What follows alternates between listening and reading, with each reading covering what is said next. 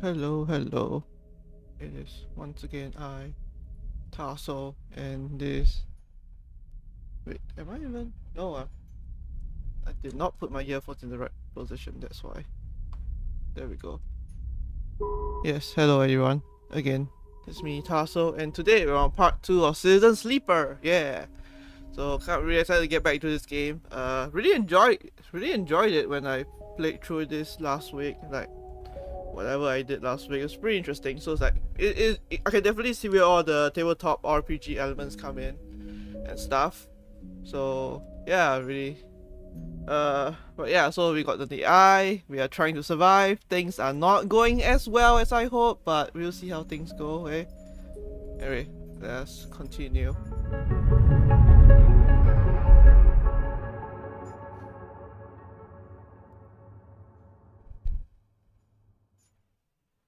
Okay.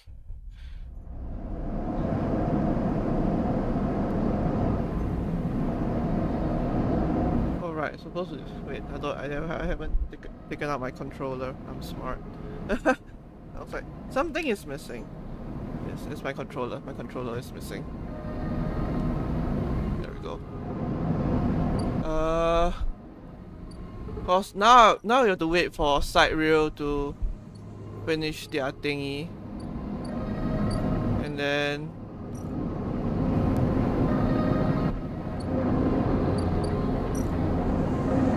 yeah, waiting for the draw. Feng is still out. Oh yeah, actually we... Oh wait, yeah, okay. Well, we do need to end the day. Alright.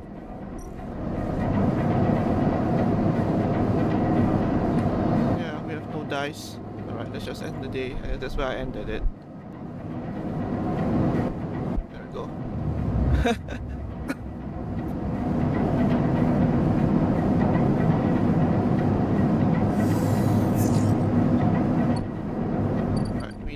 Food.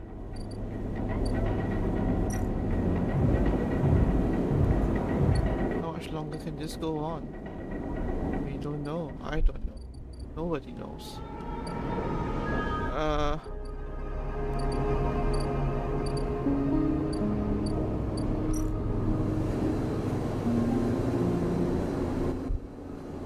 Energy. Oh, this gives more energy. This. Yeah. Maybe we should eat for once. Because we also need to get Yatakan data. So, there we go. Yes, I need. There we go.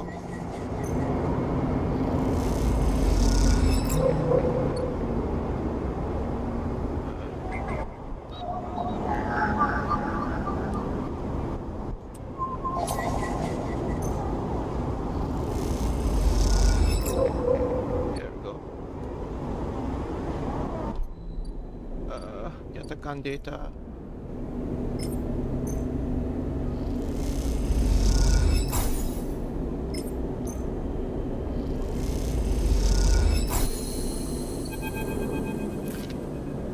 As you turn away from the terminal, the final cache of Yatakan data uploaded. The air crackles with white noise. Sleeper? Sabine's voice, weaker than before, comes through the haze. Listen. This is not a recording, Sleeper. Please, I don't have much time. The call is coming in from somewhere on the station. This has to be short. I don't know if the Yatagan are monitoring me. Their voice is harsh, distant. You try to focus on it. The data you've been bringing from the Yatagan agents.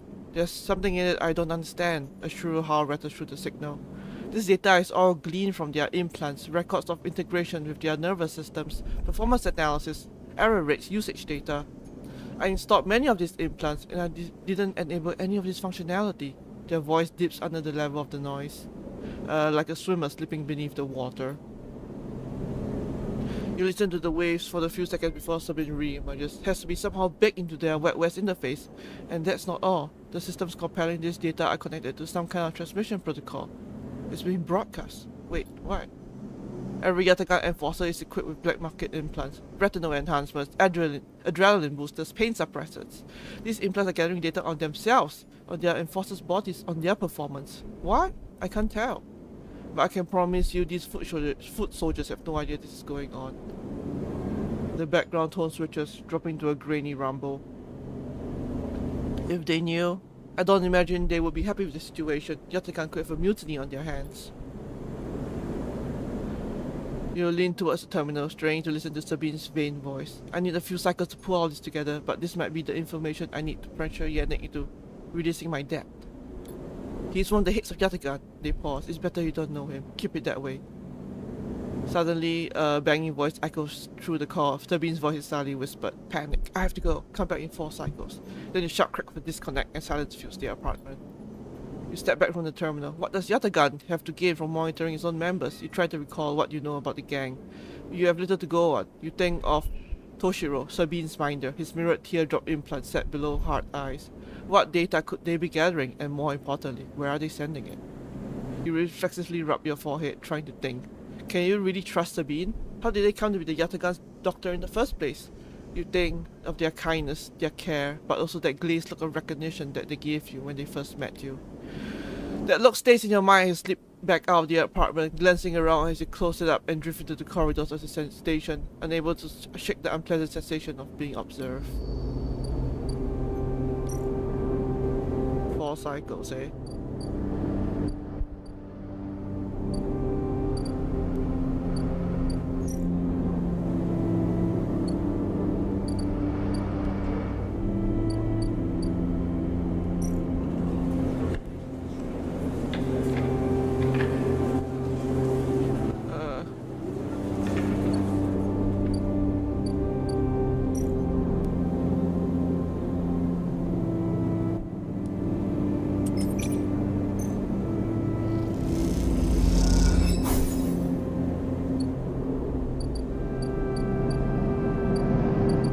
I need to eat.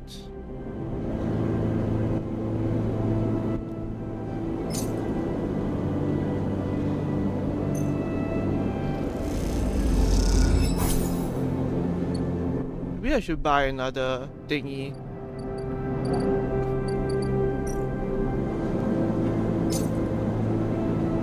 Yeah, let me just hold on or do another one. Just in case. You never know.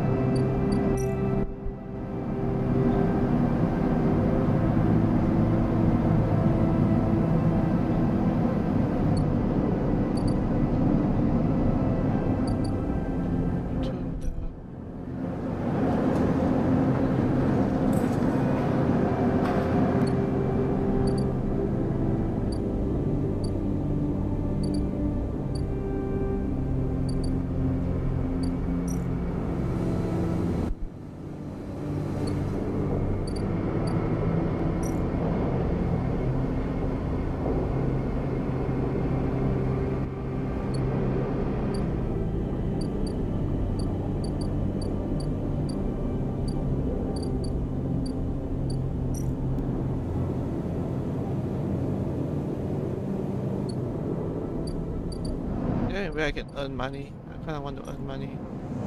Can't do anything.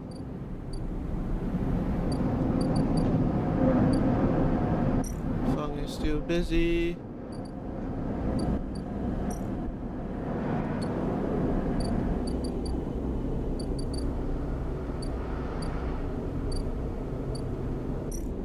Oh well.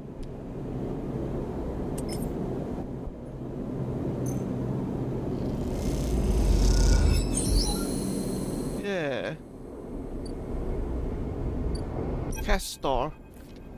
You cross between two walls of units, one of the cavernous streets at the center of low end. The pressurized bridge is full of the clack of talva, the shouts of children, the whir of air filters. Sleeper, you turn to see a man sitting at the talva table alone, somehow untouched by the hustle and bustle of the people around. He gestures to the stools on the opposite end of the table. Sit. I sit. You sit at the metal stool and he starts setting out the board with counters, or at least the filter caps low-enders typically use in their place. Castor, he says by way of introduction, looking over his glasses.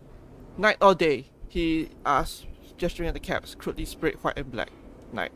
He nods. The black counters are already on your side. Let's begin. You take a plastic die, each, pitted and worn, and roll to determine who starts. Castor rolls a 6. You a 4.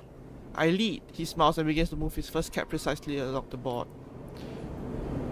Play passes back and forth between you, the dice changing hands as the caps spread along the board. As it does, Castor speaks, eyes not leaving the caps. It is unusual to see a sleeper on the eye. That's why I wanted to play you. You take your turn, rolling a 5 and a 6. Play carefully. After all, a sleeper's mind must be somehow different to a human one, being emulated, I mean. As Castor talks, you build up a wall of caps, stacking them safely across the board. Progress is slow, but you remain unexposed.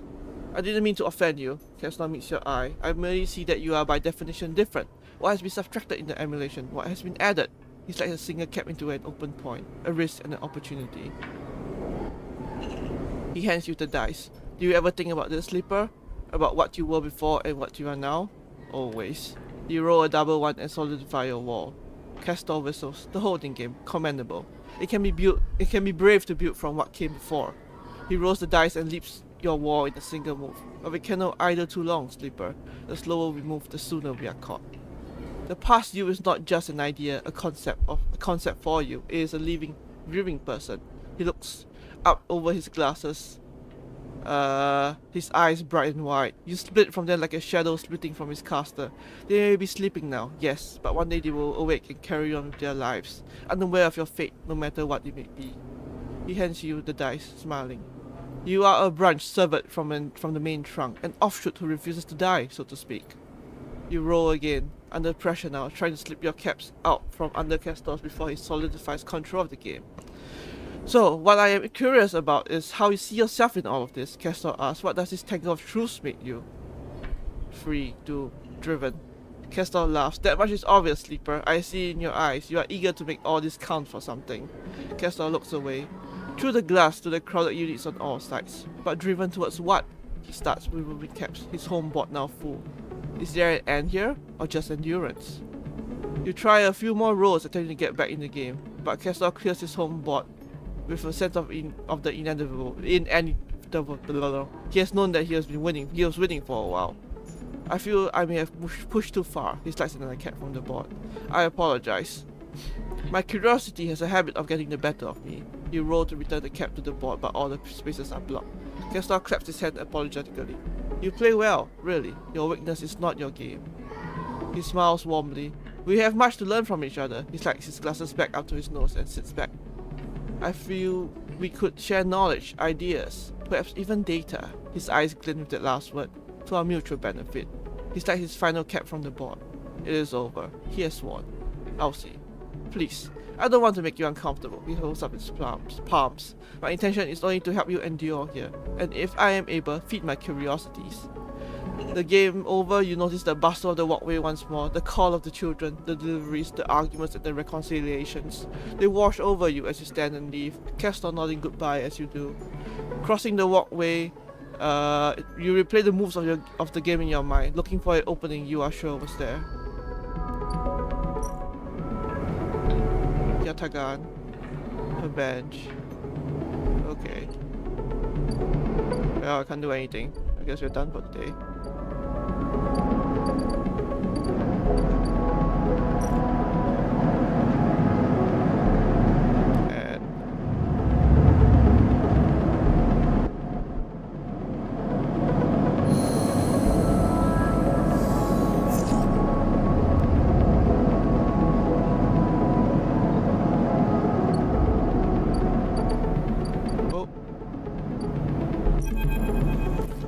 Crowds have already gathered by the time you get to the shipyard, and you recognize faces among them, people you have worked alongside on the side rail. The intervening cycles have turned their excitement to anxiety, and few of them smile at you.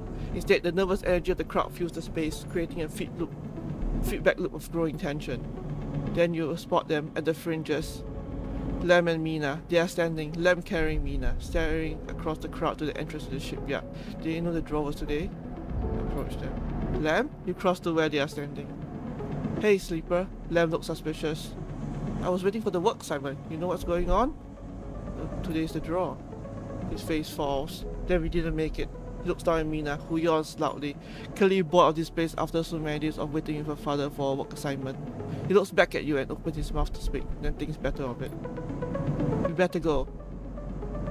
He starts to gather his things. Thanks for telling us. He nods and slips out. You watch him go and turn back to the crowd, trying not to think of how he must be feeling right now. You pick a spot towards the middle, out of the crush of the front, but close enough to observe. The sounds of an argument behind you ratchets up the tension. This all starts to feel like a very bad idea. This is Esther Eckhart of the Silas Foundation. The announcement echoes from the speakers at the shipyard entrance, and shouts of quiet rapidly follow. I'm sorry I can't be there to meet you all, and thank you on behalf of Sandre Salis for the work you have done on the sidereal horizon. Most of the crowd strains to see Esther's face, but the small display shows only a ghostly white figure, smudged and unclear. Sandre wanted me to pass on his personal thanks for your commitment and to and believe in the Celis Foundation's mission. We chose the Eye for this project because we knew that we would find like-minded individuals here, especially among the ranks of the venerable Havenge Association. Unlike most of the core, we neither believe Erlin's Eye to be a threat or a rogue state, but instead an embryo for the formation of a new decentralized social structure. One where each citizen might be the master of their own destiny. A ripple of impatience runs through the crowd. They didn't come here for a sermon.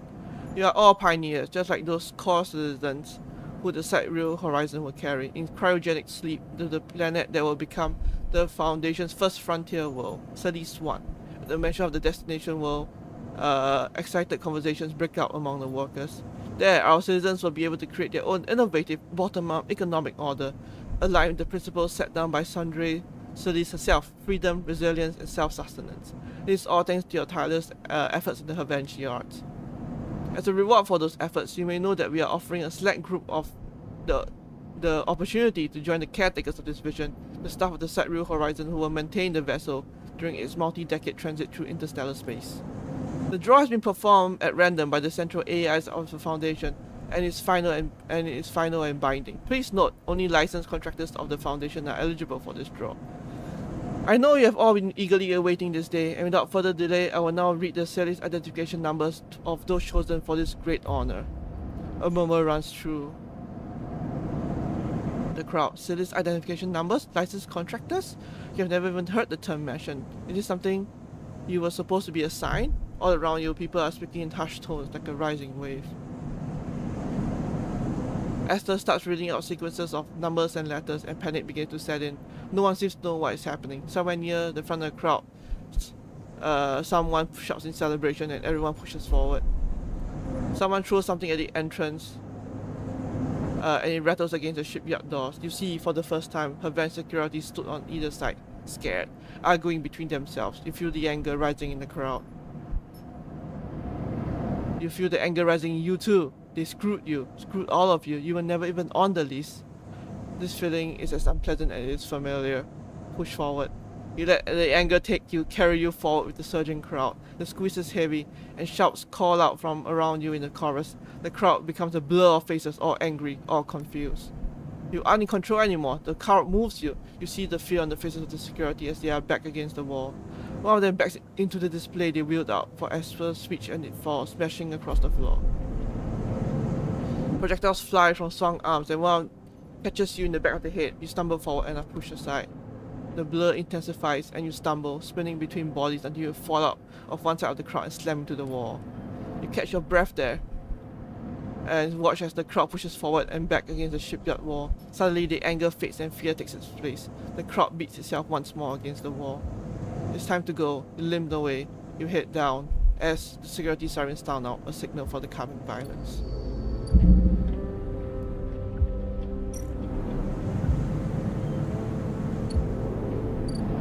So they fuck everyone basically. Or maybe I needed to do Len and Mina, which I wouldn't be surprised. Let's be fair.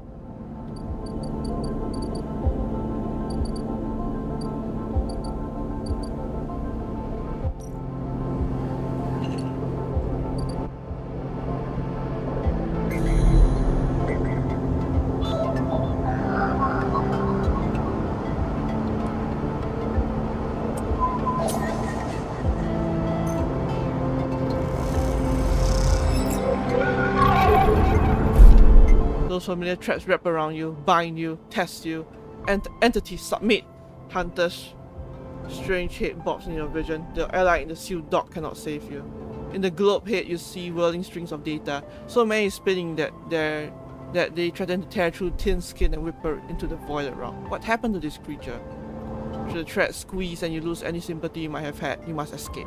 Strike. You lash out once more, pushing Hunter back, severing threads that regrow as fast as they are broken. As you slip away, you realize you have to find a way to deal with Hunter once and for all. It is getting too dangerous.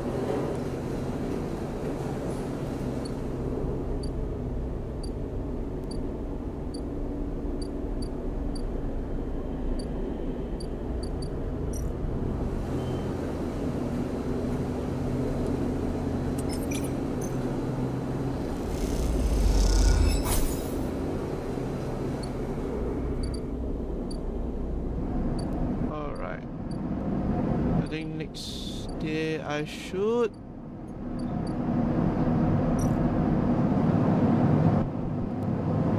I think the next day I need to put in the stabilizer.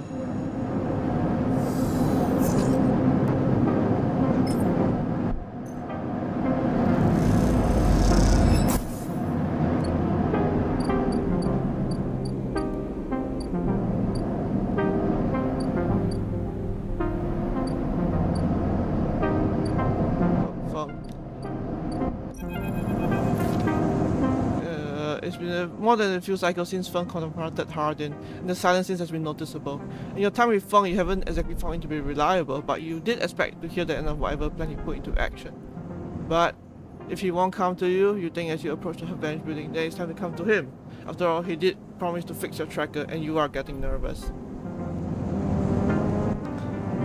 As you approach the bay doors, you see them wide open, and light pouring out of the once dark room. Stacks of servers and terminals sit outside of the bay, suddenly robbed of their mystery by the bright flood lamps. A figure in Avenge security fatigue steps out of the bay as you get closer, carrying a stack of hardware. Let's walk away. This array looks like trouble. You lower your head and shift your direction as smoothly as you are able. You again. Hardin is here, kneeling beside the bay entrance so calmly that you barely notice him. He has a slate in his hand, an inventory of seizures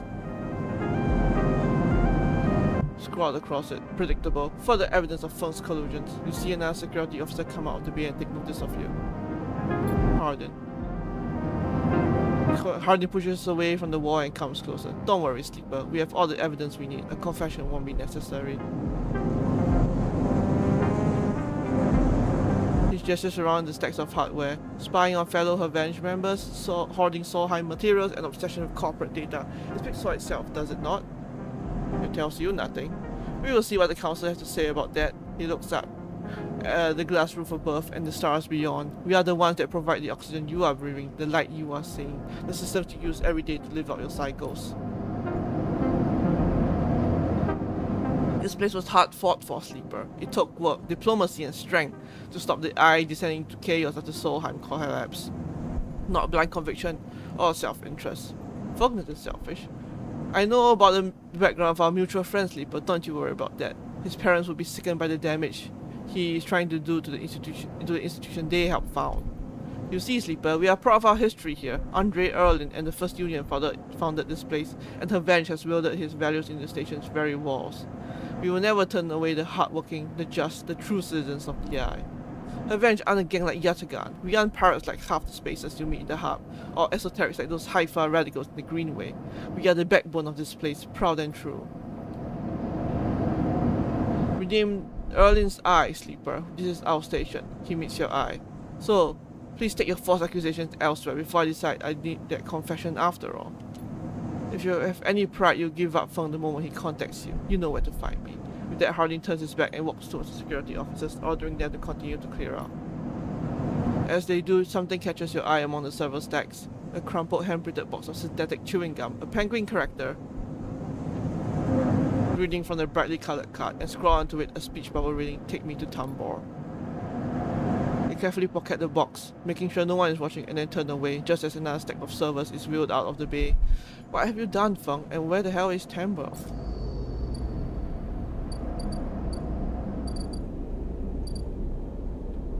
What is Tambor? Do I have to, like, scale?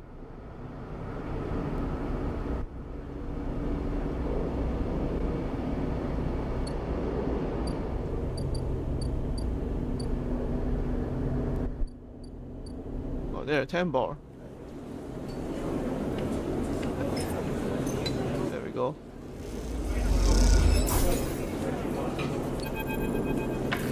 As you go to leave the Tambor tea house, a hand falls on your shoulder. Sleeper, Feng hisses from behind you. How do you find me? The penguin. Penguin? What are you? He thinks for a second.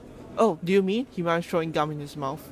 This wasn't meant for you specifically, but he cringes. Look, it doesn't matter. Come, let's sit. Feng guides you down a set of stairs to one of the Tambor's lower levels. The tea house is stacked with curved mezzanines, all connected by a central atrium. The levels are filled with makeshift booths and bars, and conversation bounces busily off the metal walls. Feng sees you looking around. This place here used to be a fuel tanker's main drum. hence the name. The tea house part is a bit of a misnomer now. We can get anything the eye offers from this place, but real tea isn't exactly readily available. He picks a booth. It's self-fashioned from some old salvage tank or container, lying into spongy insulation foam and collapses into it. He looks around furtively. Don't suppose you've seen any Revenge types. They don't usually come out this far. Feng, what's going on? Well, I'm suspended, that's the first thing. And the second thing is that I'm pretty sure Hardin wants to drop me off the room of the eye. He grins. Doesn't bother me though, it shows we hit a nerve back there. He picks a scrappy hand-scrolled menu from the table and tosses it over. Why are you drinking? Look at the menu. Feng is right, this menu is ridiculous. There's at least 10 different infusions, most of which you can't make out, but the paper is dominated by an extensive complement of esoteric alcohols and cocktails. Black tea is listed without a price as a seasonal speciality. So he ran into Harding? Was he pissed? Feng doesn't wait for an answer. That snake is so self-righteous he might actually believe that Erling would approve of his meritocratic bullshit. He taps on the table. If Revenge was like it should be, like it was founded to be, they would have shut it down at any council meeting he dared to mention true citizens. He sighs, but I guess his kind run the place now. A young woman with a vine tattoo snaking out her arm turns out at the booth, a slate in hand. Your order?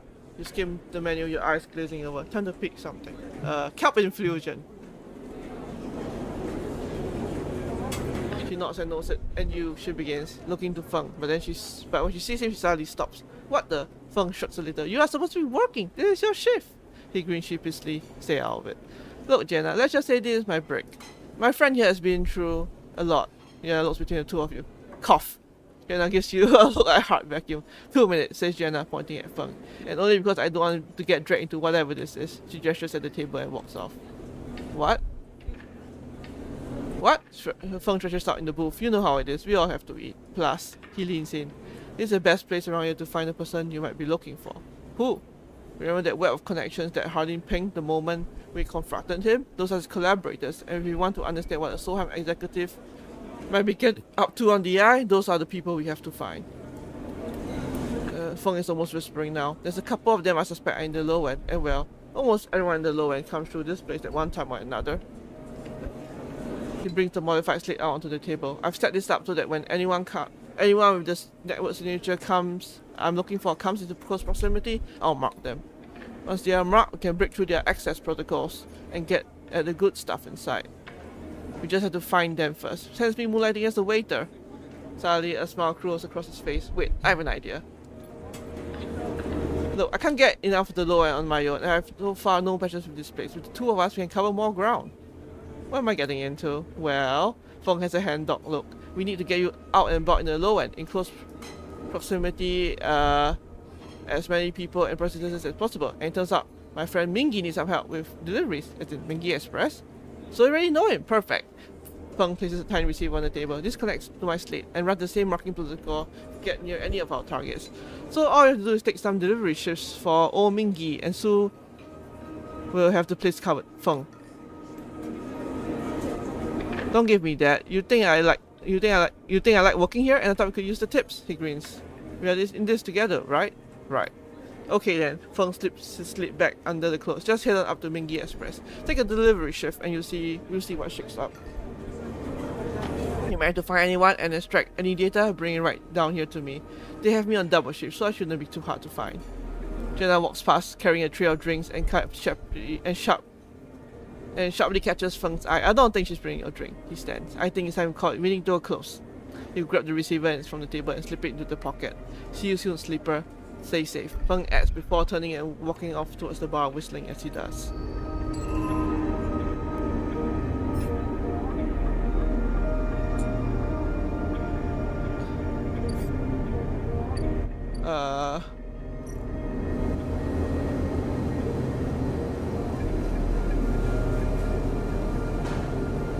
Oh god.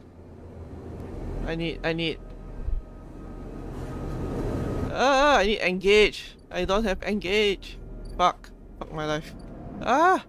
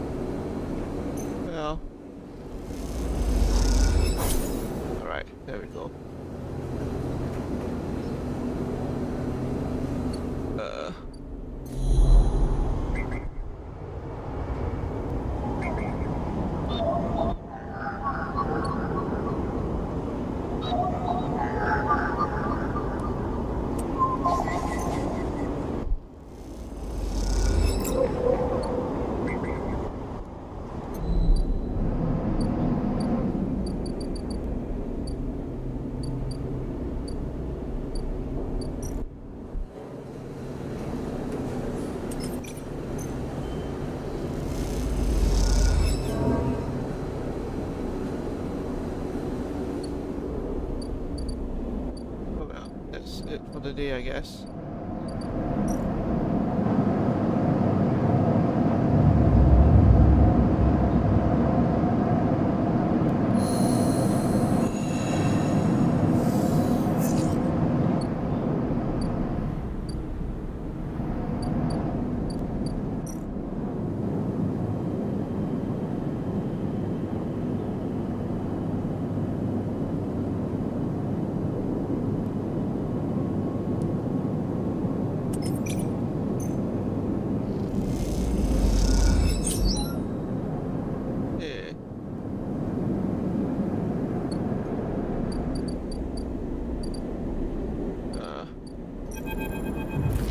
The compressor is quiet today. The usual crowds are elsewhere, and the pumping music washes over a handful of spaces and a few drinks. Ethan is still in the same stool in the same pool of light.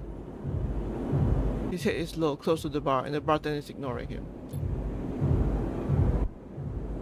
As you get closer, he lifts his head and turns. Sleeper! He turns to look at you. Time to pay up again, is it? He gestures to the bartender. Come here, take their shits. The bartender ignores Ethan. It seems they've cut it off. Hey! He slams a hand on the bar. Come take the shits! The bartender ignores him. Ethan lets out a huge sigh, rubbing his eyes with his palms. He reaches towards his holster. His elbow slips and the gun tumbles out. It clatters on the floor and falls to the floor, bouncing onto the ground between you. Both you and the bartender look at the gun, stare at it. Butterfingers. He says Ethan and puts out a hand, beckoning for you to give him the gun back, if you would. The bartender looks at you warily. You crouch down and pick up the gun. It's probably like DNA coded or some shit. You slap the handle of the gun back in Ethan's hand. Thank you, he hisses. Now, where was I? He lazily swings the gun past you and the bartender. Yes, leaving. He stands. Sleeper, while this has been fun, I think I've wrung every last drop out of this place. Time to go home. He waggles the gun towards the door. Let's go see S and Herb. I'm staying. Ethan brings his gun hand to his face and rubs his eye. Well, he says, the bounty pays half, but he levels the gun. Up to you, and he pulls the trigger. The gun clicks. By now all the attention in the bar is on you and Ethan, who looks at his gun with a bemused expression. Yes, thank you, bartender! You saved me! The bartender raises an open hand, and in it are 10 shiny bullets. 10 shiny bullets he took out on Ethan's gun while he was asleep on the bar. Ethan smiles at him. Oh well, he says, and hits you in the head with the butt of the gun. You stagger back and drop to a knee. Somewhere nearby, the gun clatters onto a surface. The hit's a glancing blow, but it makes your vision swim. Through the blur, you see Ethan wrestle a small tin slate from his belt and hold it up. Enough of this. I'm logging the job and calling it in. Ethan taps at the slate. No more playing. Your head aches. Ethan taps through a few trees impatiently. He swears and taps again. He begins shouting, a dull echo to your ringing ears. He starts screaming at the slate and throws it across the bar. He crouches down and grabs you by the chin, his face close, his breath heavy with drink. Assen just screwed me, he grins maniacally. They cancelled the contract. He stands up. They cancelled the contract! He shouts at the ceiling of the compressor. You stand up, struggling to your feet, the sting of the hit fading. Ethan is rubbing his temples, his face pale. You hear a clicking sound, like coins being counted, like bullets being loaded into a magazine. When you shake off the last of the blur, the bartender has Ethan's pistol trained on Ethan's head. Ethan stumbles back towards the middle of the room, all eyes trained on him. I'll kill all of you, he screams. He stumbles into the wall, spinning away towards the door. I'll be back for that, he shouts at the bartender and lunges out of the compressor. You steady yourself on the bar and catch your breath. The rumble of conversation returns. The bartender goes to say something, but then thinks better of it and begins to clean the bar. As you wander out into the light of the bright market, after a while you wander out into the light of the bright market, looking for Ethan around every corner.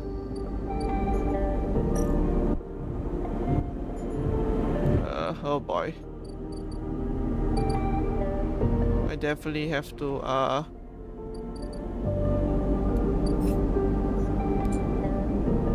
how do I get Shipmunk?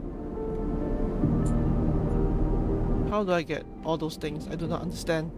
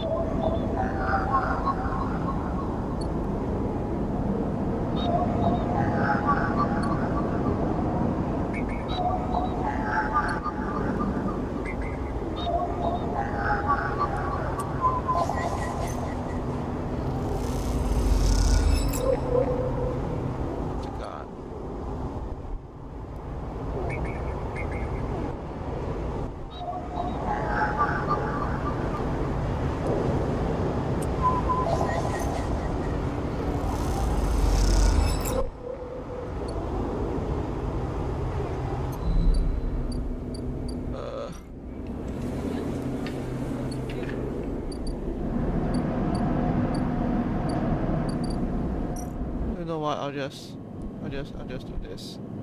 Let's go.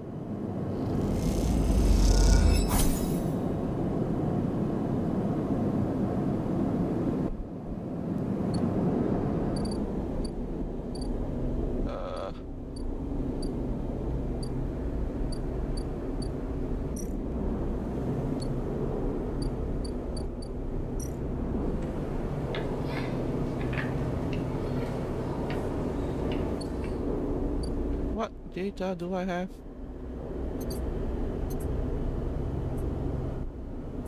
Yet a gun.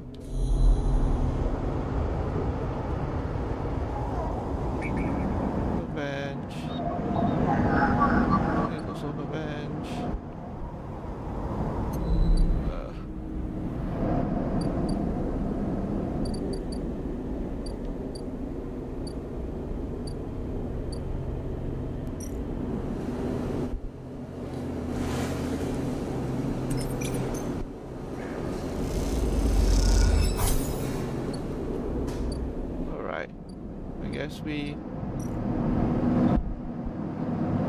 We do the sleep.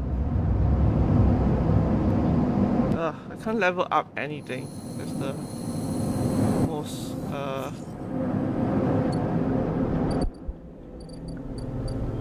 Alright, that's Sabine. For Cycle, Sabine said, and here you are, right on time, with no sign of them. You wait a while in the apartment, the dread descending and the cycle spins onward. They should be here. Wait. You try to settle down, to wait. You sit on the bunk and stare at the tiny room. Where the hell are they? Check the terminal.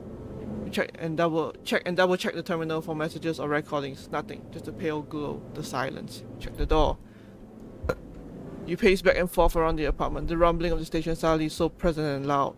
You go to the door and open it to an empty corridor. You close it again. A knock at the door. Another knock. A flash, small and possibly bright, cuts through the handle of the door. It soundlessly swings open. The figure stands in the door, and immediately you know it is not Sabine. They are taller. Oh no, he has a gun. Sharper, and something in their face glints in the half-light. A dark shape like a stubby baton hangs loosely from her hand. Our local sleeper. Good to finally meet you. She steps into the apartment, glancing around with sharp eyes. What, may I ask, are you doing here? She fixes you with a steady, unwavering stare. Stay silent. This would be much more pleasant if we remain friendly, don't you think? She walks past you into the apartment, glancing around. We set them up here, you know. This place is one of ours. She picks up a glass from the dispenser and inspects it. People always seem to forget who put them where they are. She glances at you. And I suppose you are here to help? Something like that. Good, good. She puts the glass down and turns to face you. I love to meet new helpers. I love to meet helpers. We need so many, but I can find so few with the right skills. Spins the baton in her fingers by her side, her eyes not leaving yours. We have a problem, you and I. It seems our friend has disappeared, left without even saying goodbye, which means they are in a little trouble now. But it's the kind of trouble that you need help for, so I thought I'd come down here and take a look at their hidey hole, and here you are, the help. She looks through the riches on the side. And what help? A sleeper no less, which I have to admit is a little surprising. It suggests to me that our friend hasn't been very honest with you either. What do you mean? Well, I'm sorry to report that before we got them set up here, Sabine was working for your owners, she borders as an herb. You blink at the news, unsure how to take it. Roberta looks away, waiting for a response. Prove it. Happily, she crosses into the next room and you follow silently. She sits at the terminal and touches her baton to one of the access ports. A spark, then the terminal skips, encrypted folders emptying themselves before your eyes. In the flicker of files, you see S and UP letterheads and code forms, reports laden with medical data marked with the corporate logo like the sigil of some cult. Rabia steps away from the terminal. Look all you want, some of your files may even be there. The volume of documents is overwhelming, but they seem to be mostly reports on early emulation tests. Surveys with sleeper candidates, reams and reams of usage data. If Sabine was the as an ERP employee, why did they help you? Rabia reaches over and places a vial stabilizer on the desk, breaking your concentration. It shimmers in the screen light, its viscous, clear liquid crystalline within the glass. We will of course keep up the supply. We are more than able to dispense important medicines even without the doctor. You hold it between your fingers, and for a tiny moment you have the urge to crush this object for the power it has over you. Ask Toshiro to make those a little cheaper for you. He'll be running a surgery now. He put Rabia closed up the briefcase lap and holds it at her side. We have to retrieve our assets, of course. I'm sure you understand. There is no reason for us to be enemies, Sleeper. Rabia turns on her way out. There is no reason for us to be enemies, Sleeper. Come and see me. I keep an office nearby. We have good work to do, you and I. Meet me there in a few cycles. She slips out silently into the corridor. You look around the apartment and feel the fear drain out of your body to reveal the tiredness beneath. Oh. Yes, I need... dear God, I need... I need this so hard. There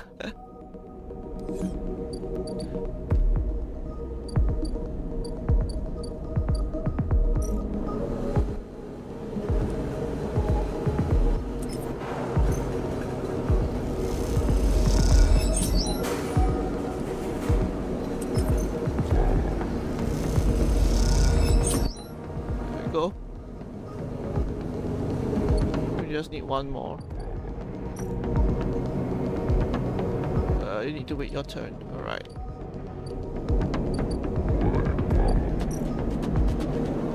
Oh, it's 80 now. That's nice. I think.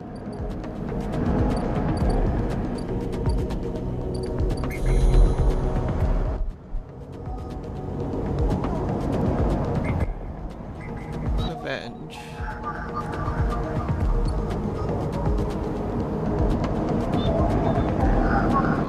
Also revenge.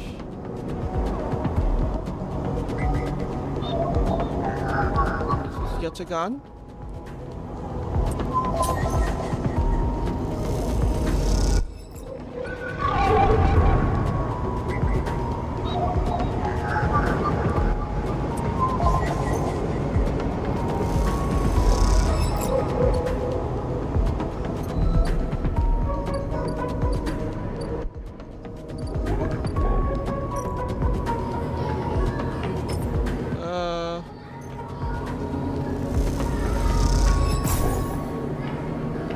Things to attend to. Oh, there's shipment as well. I didn't realize that. There we go.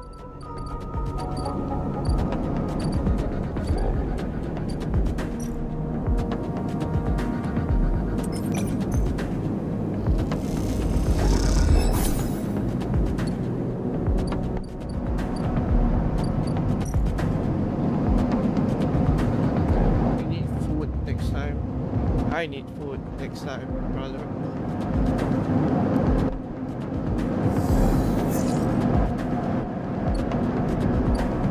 This is a good roll.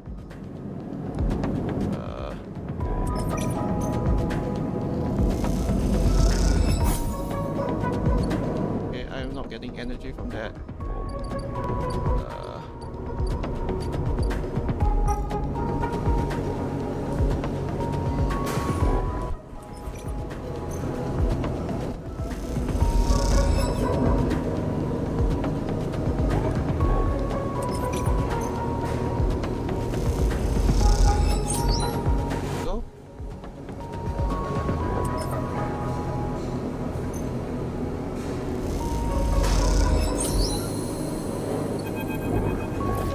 Sleeper, you see Feng coming up the corridor and step out of Mingy's. The kelp noodle smell still clinging to your clothes.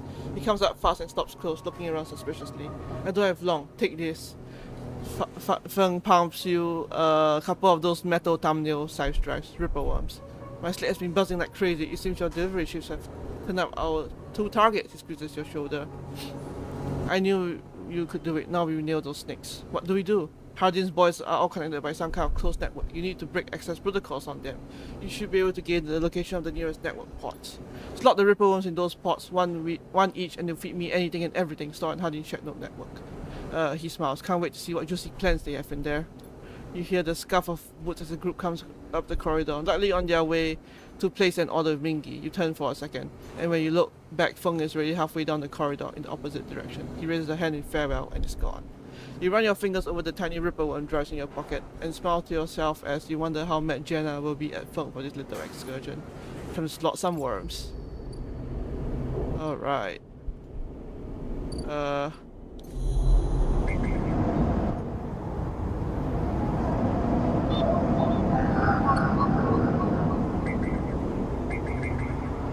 Pardon, there we go. Oh my god, I need 6. Fuck.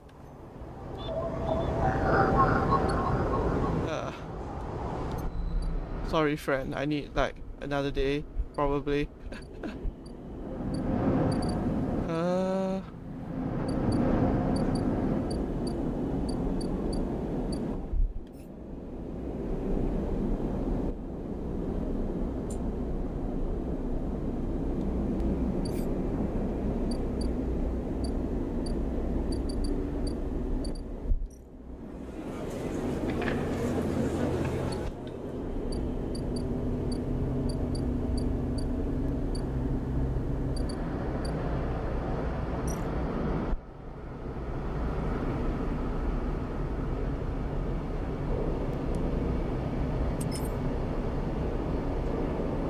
Well, might as well, I guess.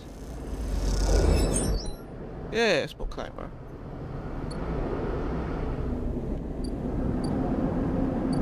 Yeah, it's really not.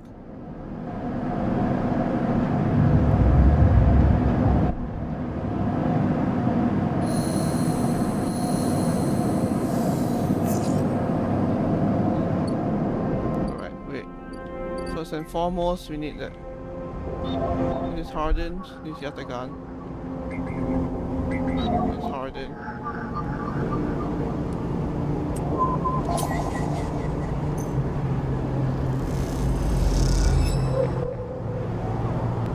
Hardened agent pot. There we go.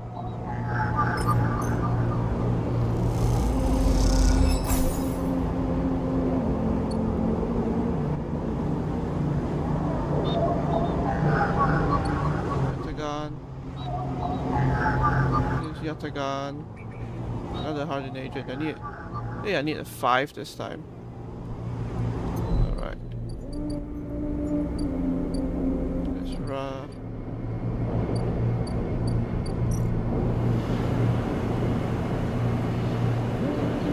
Steal a shipment. Freight operator. Okay, well, I can't do shit there. Well, let's talk to Rabia. As you approach the address, Rabia gives you a heavy hand, falls on your shoulder. What's your business here? The enforcer grips your shoulder, giving a hint of the strength of the strength her implants give her. As you turn, you see the same subsidiary eyes as Rabia and Toshiro, glinting like mirrors on their cheeks. Yeah, please. The sleeper is here by my invitation. At Rabia's command, the hand immediately loosens and an apologetic look replaces the scowl of Jia's face. Of course, Rabia, I'm sorry. Rabia waves her away. Don't you worry, I appreciate your protective instincts. She falls at the enforcer. How about you head to the tambor? They have a delivery coming and they'll need some help with the lifting. Jia nods and walks away. So, sleeper, you came. I'm glad. I was curious. Curious is good. She smiles a tight smile. You have to understand. Finding you there in Sabine's unit, I wasn't sure where we stood. There are more than a few people on this station who would rather I was dead, and I had to be sure you were one of them. I wish you no harm. Not yet. I'm glad. Rabia begins walking and gestures for you to walk with her.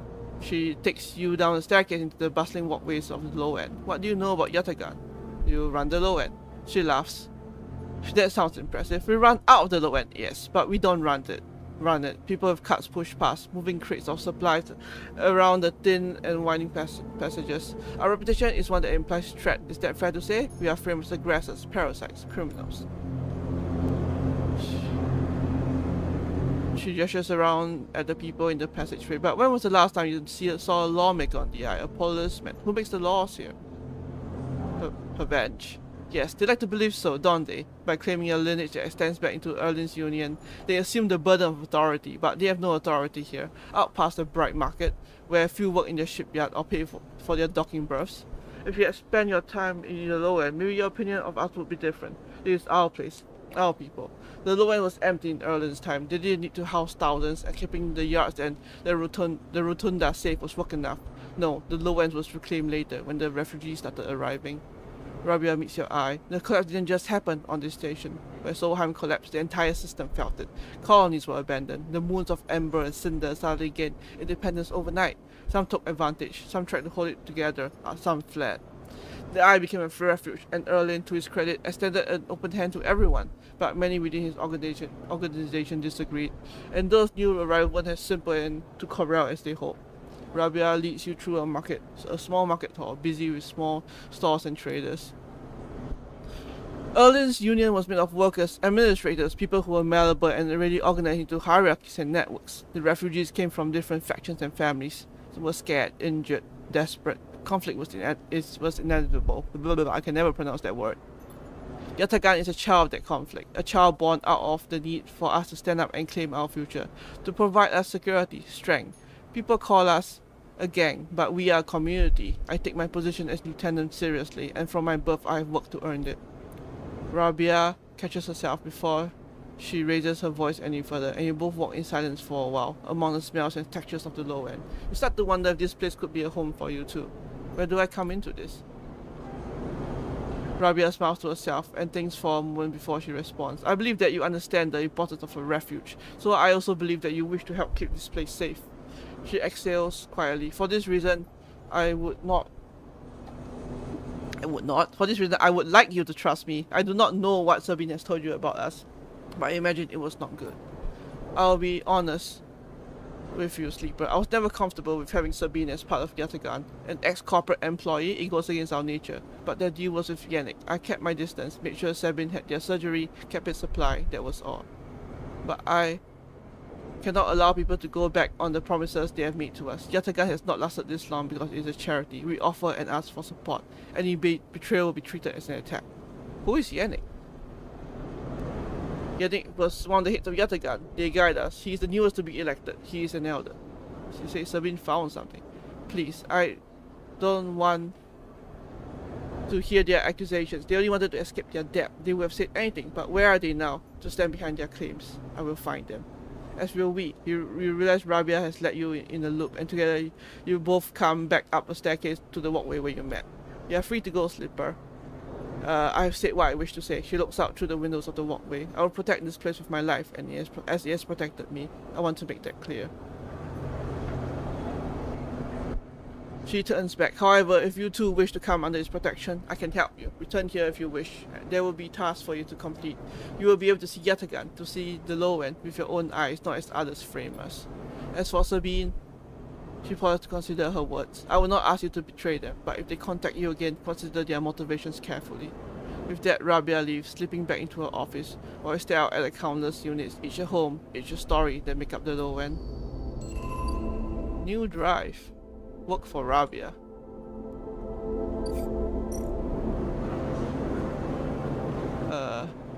Patrol. Oh, there's engage and into it.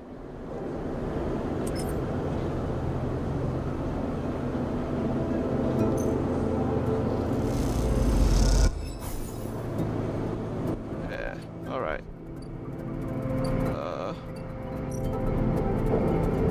Yeah, that's not.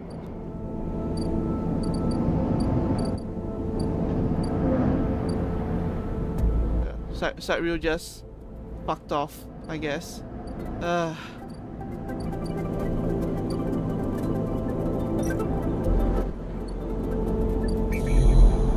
Side wheel really just said goodbye and fucked off.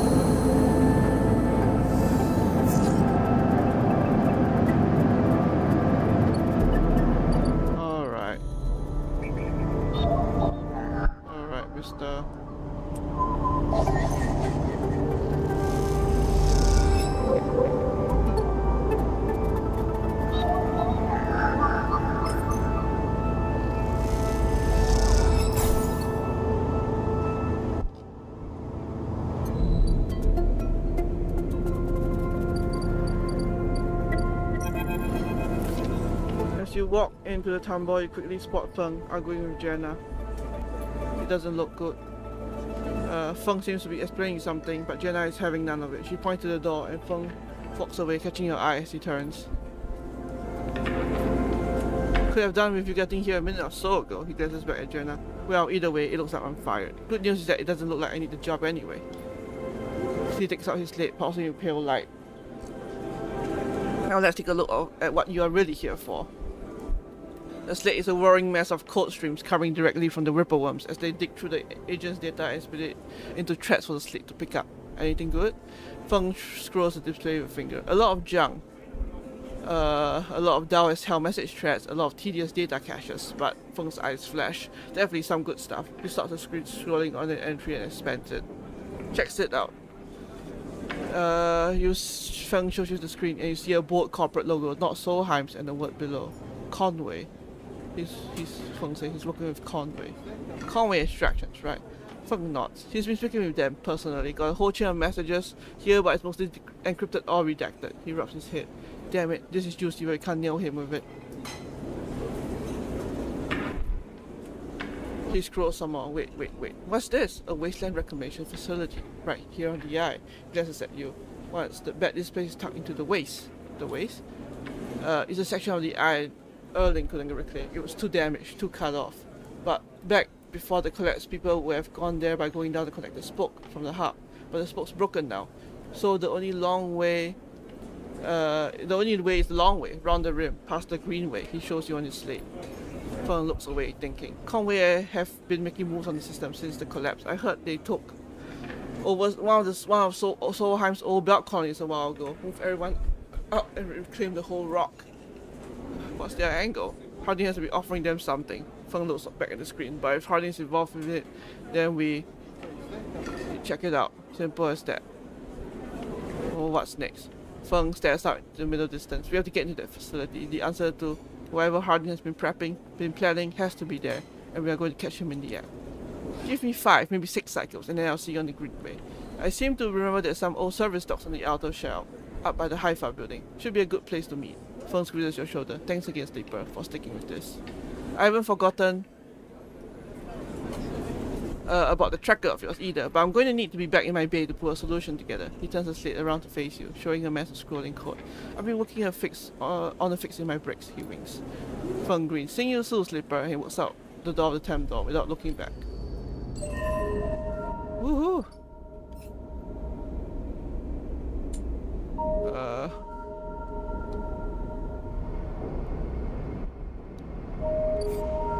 Found this gap. Oh, I need a lot of money. But I guess I have money, I suppose.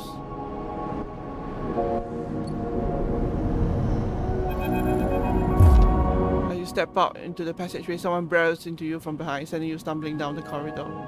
You turn to see an unfamiliar spacer laden with heavy gear. She steadies herself, staring at you as she's daring for you to respond. Sorry. She adjusts the strap on her shoulder, holding up a hand recognition before setting off down the corridor. I'm sorry for her. The second spacer smiles at you apologetically. She's on the mission, and when she's on the mission, they shrug. Not a problem. They smile. You're sweet. Peek! Asher stands further down the corridor, glowing at her friend. She chops at the air, pointing down the corridor to whatever end she is rushing to. Pig raises their eyebrows at you. Asher, please. Do you want everyone on the station to hate us? Asher hardens. They want to hate us, they can hate us. She drops her hip. I'm not exactly seeing much love as it is. We are lucky we got through before they got set the damn cordon. Cordon?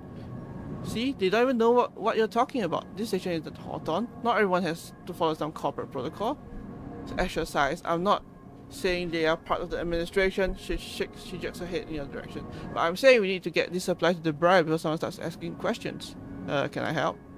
Pig smiles slyly. See, Asher? Help. Isn't that exactly what we need right now? Pig. Asher rolls her eyes. Pig ignores her. We are with the refugees, the one her venge have cordoned on from entering the station. Asher interrupts. The ones that are being quarantined in makeshift vessels that barely made it to the air to begin with. The ones that your station administrators have caught at existential risk and are running out of supplies. While their right to safety is being debated by people with no stake in their future. He quickly looks away, annoyed at her own outburst. Pig sighs. She's right. People are trapped out there, and they turn to Ash. We understand that this is a big problem for the Eye. Hundreds of refugees and more ships turning up each cycle. They hold up a hand to stop Asher interrupting, but Asher turns away, her burning anger a palpable force in the close quarters of the corridor. They need supplies, and after everything they've been through, the quarantine isn't helping. Pig finishes. That's difficult. Pig forces a smile. Pig, please. Asher gathers herself and the supplies. Asher, we need help. Just like the refugees needed us, we need others too. They smile at her. Pig turns to you. Come find us. The climbing brayer is docked at the broken spoke past the greenway in the waste. We have a good view of the corridor, though we are keeping our distance for now. Come help us. They squeeze your hand. Asher turns and Pig follows, waving goodbye. A moment later, Asher shouts back down the corridor. Don't bother coming empty-handed. You want to help? Show us. Bring supplies or don't come at all. And with that, they disappear around the corridor. Asher already picking up speed as Pig calls for her to slow down. A refugee flotilla? Where are they coming from, and why now? Each time you think you begin to understand this place, something changes.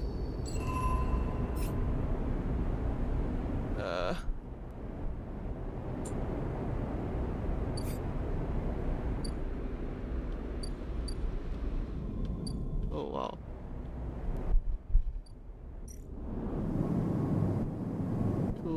Episode. Oh, this is Flux. Okay, this is Flux. This is not.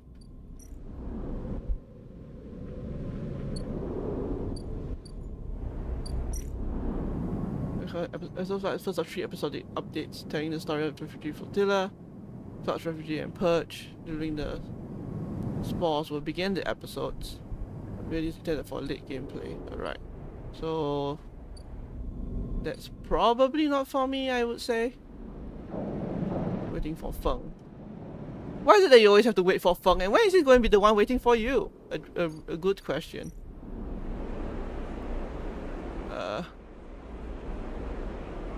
High far member.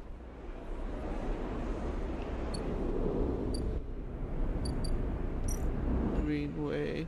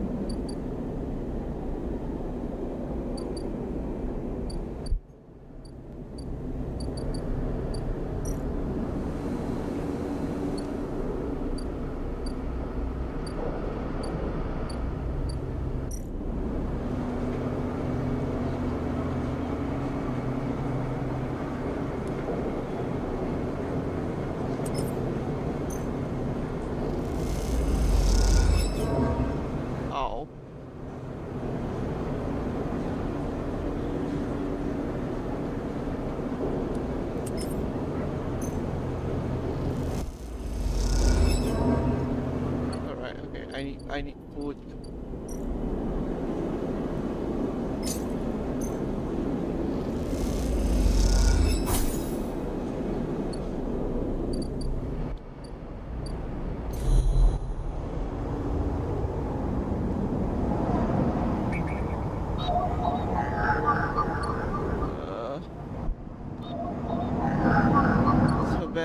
Revenge. Are you Yatagan? Yes.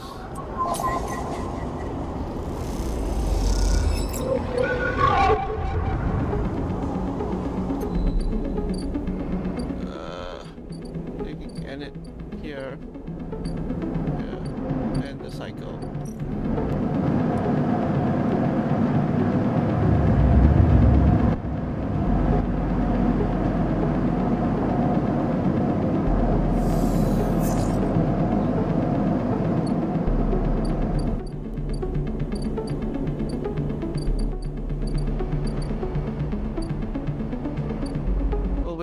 Upgrade. I forgot. Fuck.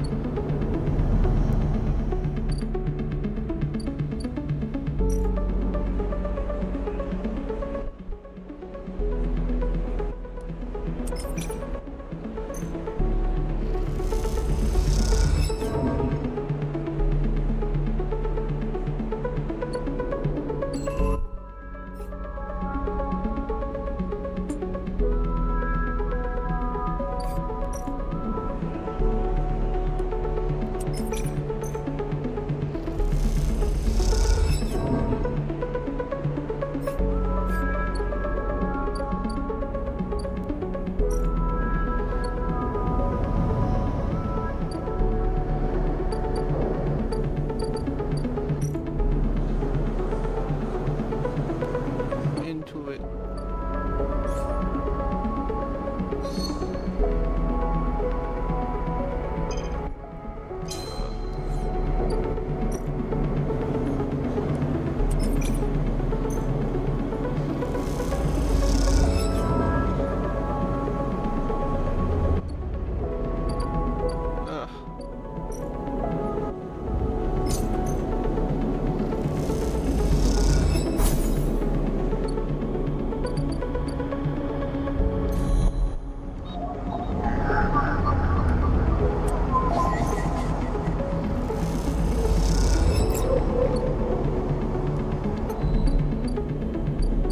Alright, sleep time.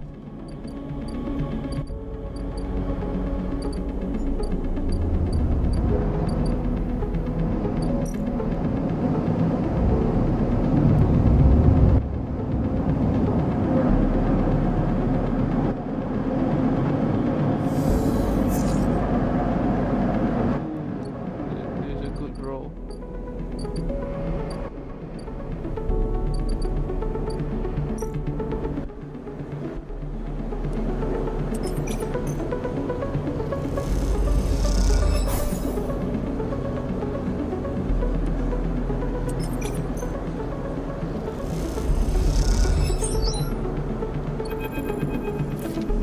Say your goodbyes to the other enforcers and walk back through the low end. A chirping catches your attention. In a quiet corridor away from the main thoroughfare, someone has stuck a small recorder to the wall with sealant tape. Written across the fluorescent tape is one word: sleeper. You put it away from the wall, and as you do, it triggers some kind of improvised trip switch. Sleeper. Serbian voice crackles through. I have seen you with the Yatagan members. Are they holding you captives now too? A high whine. I'm sorry if I dragged you into this. Do not trust them. Something's happened within the gang. Some kind of power struggle. You hold the speaker a little. Their voice too loud in the quiet corridor. I will come soon. Thanks to your efforts, I have located most of their properties. At the right time, a pause. I will see you soon. Don't give up. Remember our deal. The recording cuts out. You stare at the recorder, processing what you have just heard. Hearing Sabine's voice again opens up something inside you. An S&R employee. Do they know that I know? You struggle with a mix of concern and distrust. You throw the recorder into a nearby waste as you leave the corridor, still unsure who to trust, and head quietly out of the low end. Oh god. It's like decisions.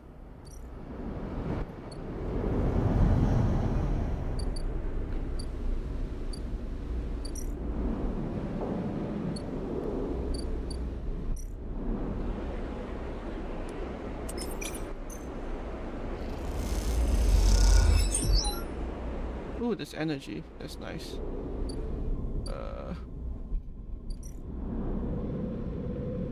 Ooh, the waste.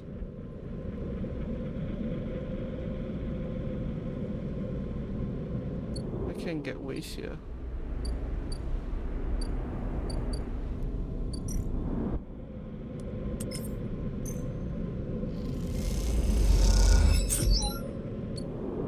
Go.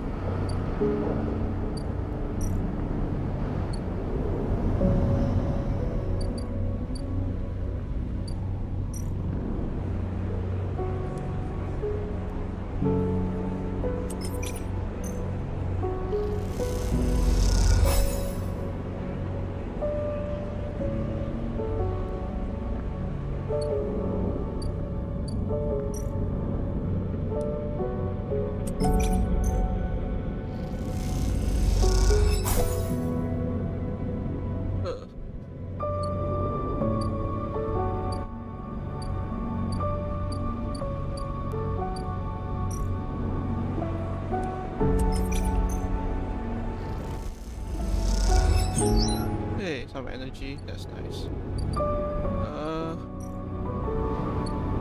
Yeah, I think that's this cycle is very fast. What I want, I need food. Yeah. So technically, I think I can, yeah, I can last without food.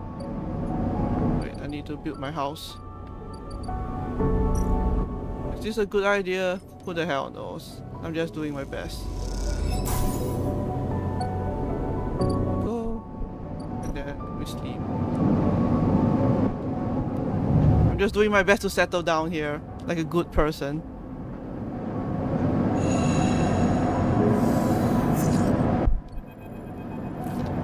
You miss me? Ethan smiles a ragged smile at you. No. Ethan follows along and you notice he is limping. Come on, sleeper, just a little joke. I know you have a sense of humor. You look at him. He is paler than usual. Hunch. He's sporting a black eye and more than a few cycles of beard growth. There's no regret, an old friend. Friend? Well, father's colleague. He smiles weakly. This is big, really big stuff about you. He seems more jittery than usual, on edge.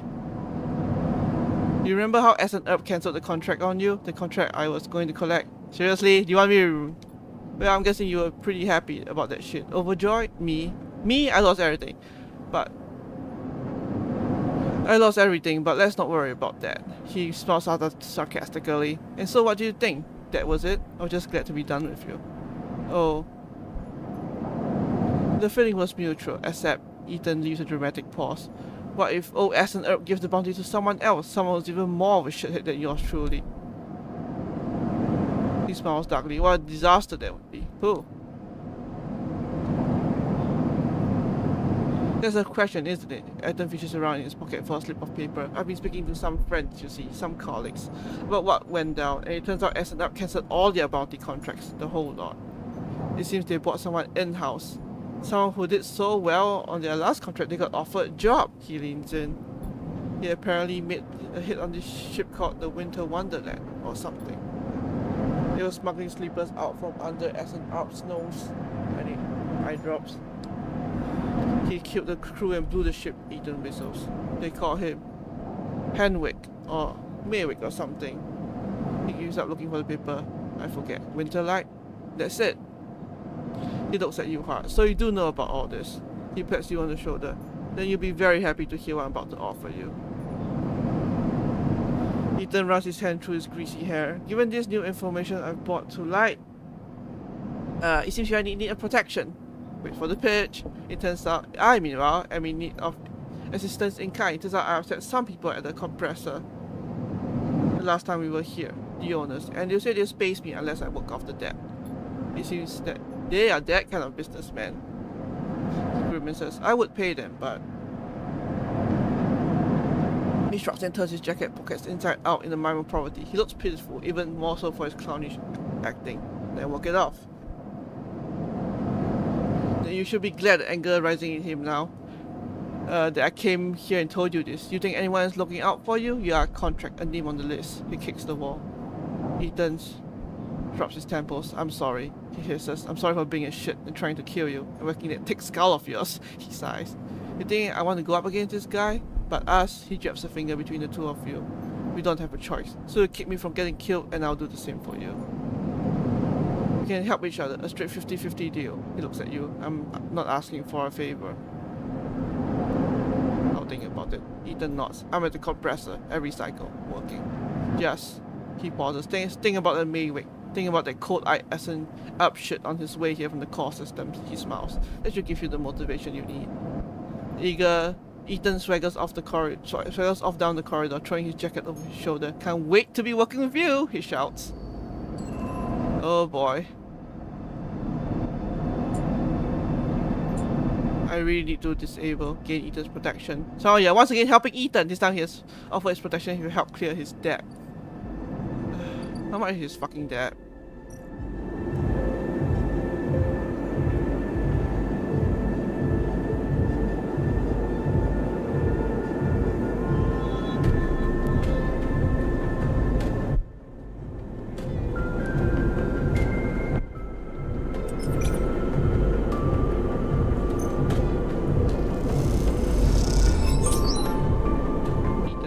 15. Oh, at least I get money. Okay, I won't complain as much.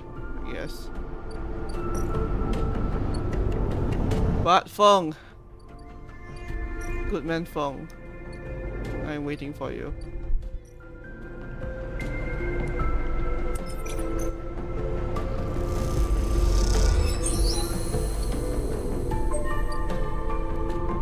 Yeah, upgrade point. Yeah,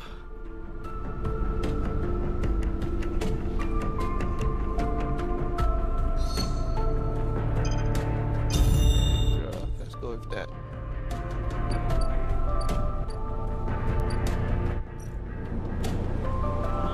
Oh, I get.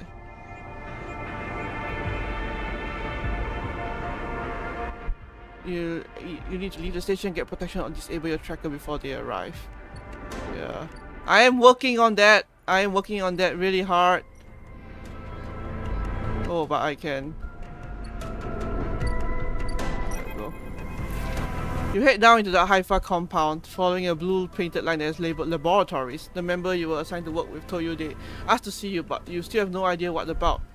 The line takes you to a blue door and through to a glass roof chamber where a network of stems and leaves filters the sunlight coming through the ceiling, casting the whole chamber in a strange yellow-green. Peaceful, isn't it? Distracted by the green, you miss the woman standing at a lab bench camouflaged by the dappled light. Welcome to my sanctuary. She smiles. Come, let's talk, she says and beckons you closer. Who are you? Of course, my apologies. She offers a hand to shake. I'm Rico. I run the botany program at Haifa. Why is Haifa? She looks surprised. You've been working in the compound for a while now. I'm surprised you don't know more. She leaves a tiny sample jar. Yellow spores dance inside. Haifa lives off the land of the Greenway. It's what allows us to live like we do. No one pays or is paid. We sleep here. We feed each other. We work for each other. Rico walks away from the bench and waves for you to follow. She opens a small door and leads you down a glass corridor surrounded by vivid green. All this, she says, gesturing at the overgrowth, is kind of a miracle. She looks at you with bright eyes.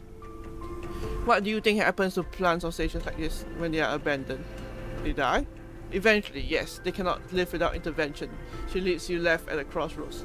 But here, they endure. She smiles to herself. Actually, no. They thrive. You look at the bright tendrils wrapped around the metal frames of the corridor. They look dominant, strong, like they are taking control of this place. Rico continues. Of course, Sohan tried to create a stable biosphere here, patchworking the surface with gardens and algae tanks that feed into a network of microbial reclamation systems. But the Greenway was always envisioned as extractive, a place from which the harvest is removed and sold to those living on the station, not a closed loop. For this reason, when the collapse came, the Greenway should have gone with it. Early himself was so convinced of it that his first colony never even came here to try and reclaim it. The Eye instead relied on outside favors and influences, shipments from the inner systems, and small-scale agricultural systems like kelp and fungal farm stacks. And yet, here we are among growth and decay, a biosphere flourishing. When Haifa came here, we expected to find only vacuum-dried stalks and leaves, and perhaps some fungal colonies hidden in the mulch. But we found a jungle. When Rico hits a button on the wall and leads you Rico hits a button on the wall and leads you through a large pair of double doors into a huge, impossible chamber.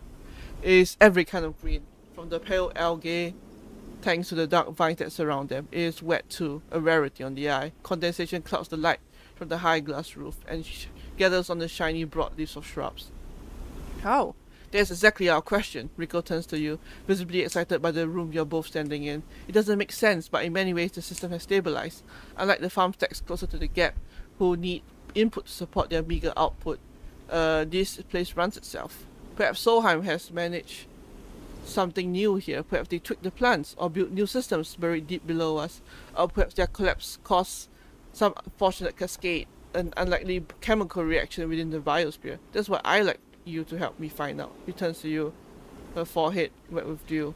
Aren't you the botanist? Astutely noted, but I don't need a botanist. Rico sits off on the railing. These halls run deep, sleeper, and I'm getting old. She stamps her foot on the metal grating of the walkway. Whatever is causing this is to be found in the groves deep in the Greenway. Haifa won't spare anyone for expedition. It's too dangerous and unnecessary, they say. I can make the case, but I can't get the votes. You sleepers and are hardy beings. I know that much, and you can speak to the Eye. uncover its secrets in ways I never can. She holds out an arm so I can help her stand. Bring me samples, spores, seeds, and blooms. I can grow them in the lab and study them. The deeper they are found, the better. I will try. Thank you, she smiles. And thank you for listening. Rico leads you back out of the huge chamber and up through the narrow passages. She is a little slower now and stumbles on the steps. You help her where you can. It is good to have new blood in the commune, she says. Many of us have been here a long time, and few come true. She settles back at her bench in the lab, stretching her legs. You go to leave. Come back if you find something, sleeper, she calls. There are discoveries to be made. And you follow the blue line back out of the compound, all the time thinking of that impossible magical green. God, I have so many things again. Spores.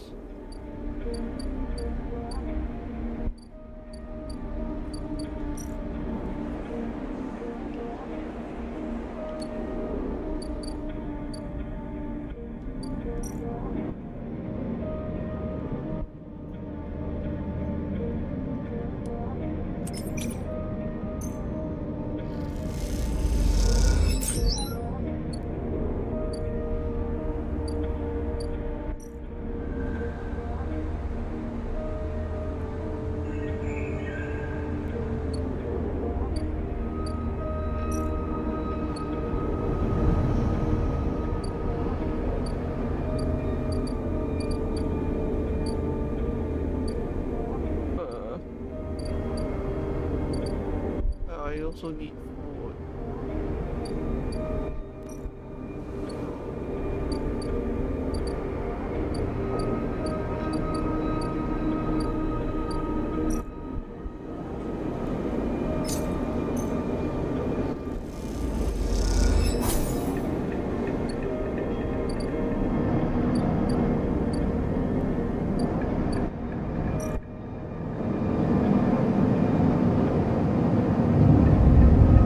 To build my house. Crap, I forgot. Okay,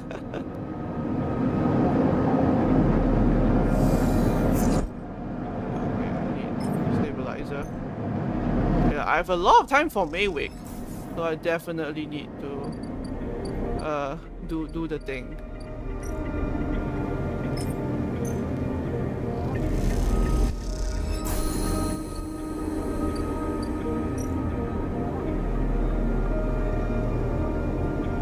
You now need sealing section by section is a laborious task.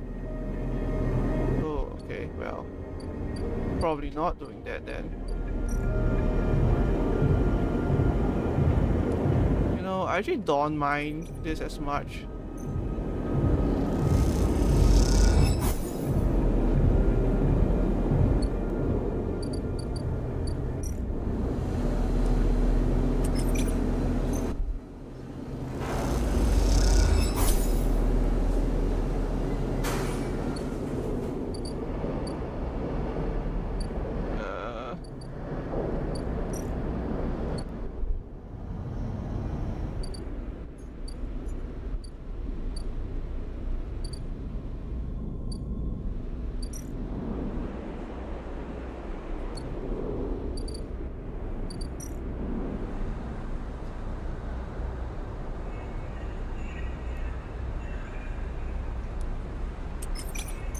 Let's try this, I guess.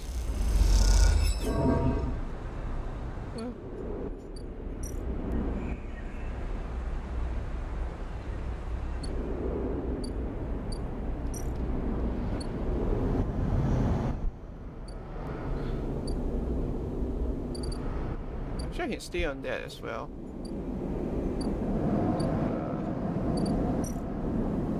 Oh, I could have done this too. Oh well. Okay, fuck off. Fuck off, side rail. You trick everyone.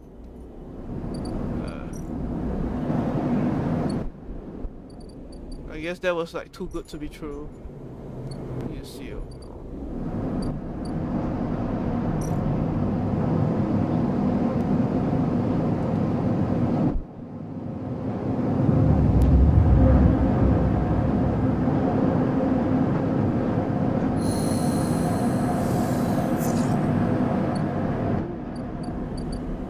Pretty decent roll.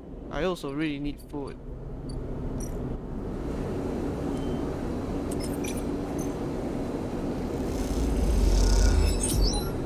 Go. Thank you.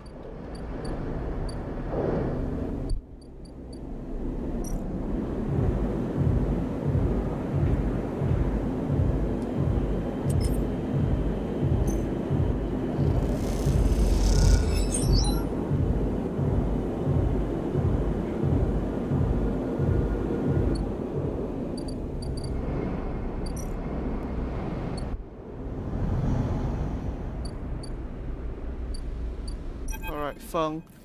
When you enter the service dock, Feng is already set up, crouched among stacks of equipment. He's leaning over a terminal, bathed in a blue glow. He looks totally at home.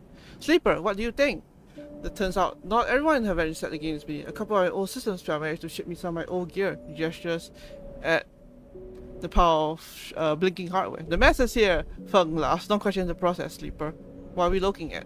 One massive smoking gun. He raises his eyebrows. Feng beckons you over. He has a set of scans on the waist of his terminal. With heat max activity overlaid, a chunk of the derelict rim is blotchy with bright red and orange marks.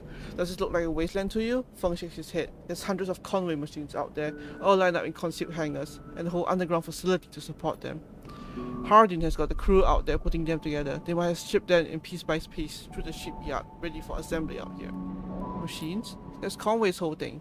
Remote operated vehicles, drones, cutters, salvage haulers, the full set. Maybe Hardin masked this whole thing as an effort to clean up the waste, but there's no way this is about pulling scrap off the eye. Feng looks worried. And why is Conway in the mix? I bet no one in her vanish knows another corporation is setting up on the station. They aren't stupid either. These scans are the best info that I can get. The waves are cut off from the eye, it's cut off networks, and the green wave is a total dark zone. No data can come in or out. We can't hack them? We can't. From here, he turns and winks. That's why I'm going to pay them a visit. Too risky. You forget, her vanish coming in and out there of their all cycle. I should be able to get in, as long as no one I know sees me. He grimaces playfully. But I need you on the outside to help disable security systems and cut me a pathway through. There's no cloud access, but if I can get inside, I can open up nodes in their network, and we can work in tandem. It's a massive facility, buried deep down there. Miles of corridor and ventways wrapped around cargo bays and hangars. So it'll take more than a few cycles to work through it. But as long as I can keep them off my back, I know I can rip what we need out of there. He pulls a handful of ripper worms from his pocket and lends them to you. These are the last of my little helpers I managed to salvage, so make them count. I modify them slightly, so this time they'll feed their data threads back into the system that they are tunneling into, creating a nasty little feedback loop. We run it just like we did with the agents. Hack the nodes I ping to locate the ports for the security systems, then the worms in those systems, then slot the worms in those systems and let them go to town. He points to a fuzzy silhouette of the buried facility on the terminal. Here's the entryway. This is where I can get access and slot the first worm. They'll fry their parameter systems and get me past the first cordon. What I need from you is to keep your eyes on the facility. After you kick things off, you see me pop a security system, a server bank. You need to break in and slot the ripper to disable it as soon as you can. If I can't, Feng gives you a hard look. You miss a system. You wait too long, they are going to find me. Simple as that. He claps you on the shoulder. I need you to focus on this one. I'm going to let you fire the starting gun. I won't go until you stop that first worm. I'll leave a tracker running on the terminal here, so come back here if you want to see my progress. He affectionately pats the top of the screen. This sounds risky. Risky? This is audacious at least. He grins. Wouldn't be worth it if it wasn't. Feng gets up. It's all in place. You just need to make your preparations, then slot that worm. He stretches. Just don't wait too long. I'm getting bored of all this sneaking around. Once I'm inside, I'll get the proof we need to end this whole thing, no matter what. He crashes to check the terminal. We can't take longer than 6 cycles on this thing. Remember that. She stands up. Oh, and one last thing. He lowers his voice. If I get caught, or you can't reach me, or we run out of time, there's one thing I need you to do. What? You take whatever I have managed to pull at that point, all that data, and you slot that stuff straight into the relay I set up here. He points to a pile of servers and terminals, hooked to the dock with cables as thick as your arm. I repurpose the dock's SOS broadcast system to beam out whatever you put it in. Anyone with a terminal, a slate, or a server on the eye will see it. That means her bench, Getagon, the hub, everyone. No matter what, Hardin isn't getting away this time. Isn't sneaking away this time. He grins. I've got a bit more to do here, but the moment you slot that first worm, I'll make my move. He gives you a parting smile and turns back to the terminal. The nerves hit you as you make your way out of the service dock. Time to prepare yourself.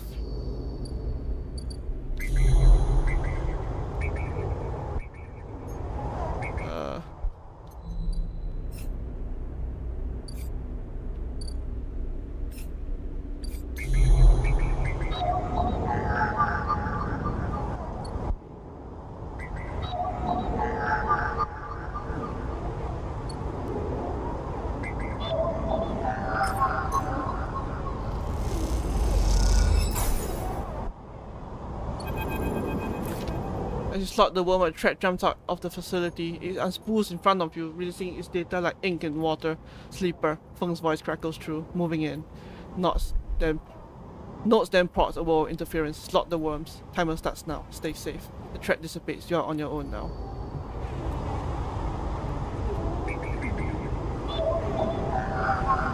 I need 3. Okay. I do not have fucking 3.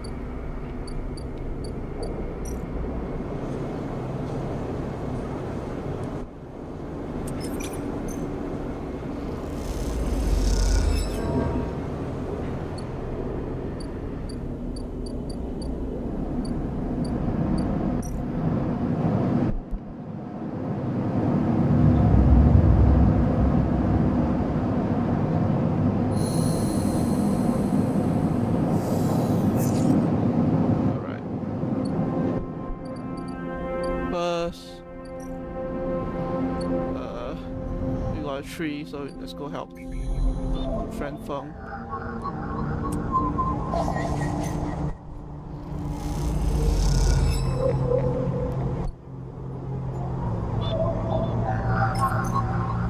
First layer of facility, security, I mean. Honestly, I might just, yeah, okay.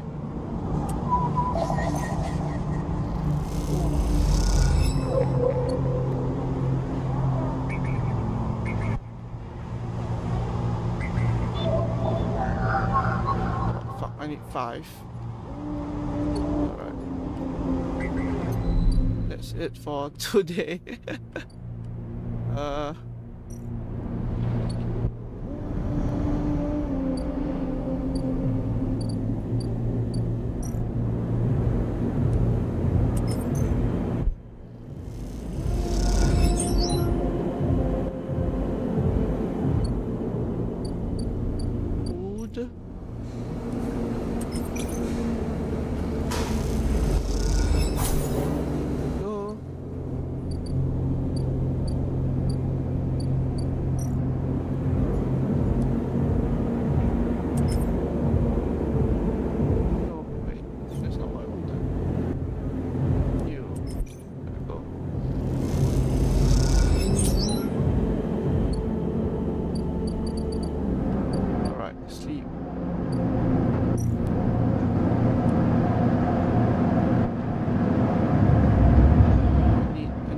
Five. Give me a 5. I got a 5. Alright.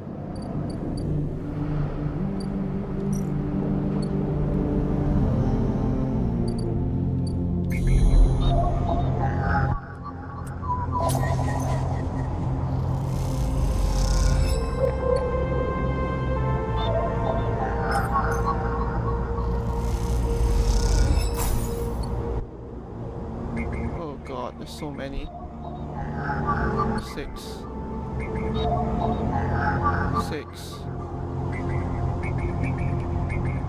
Wait.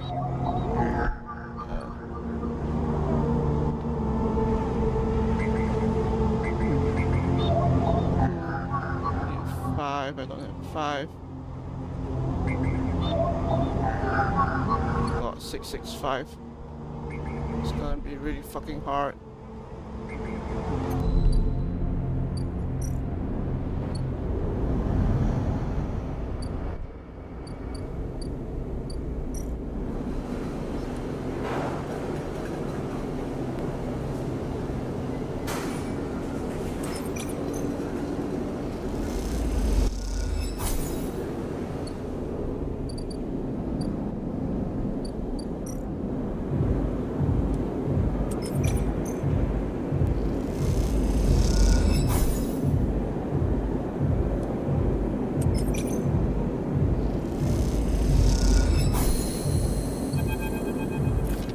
They're never going to release my dad. The shits. Ethan kicks at the locker and the sound rattles loudly around the room.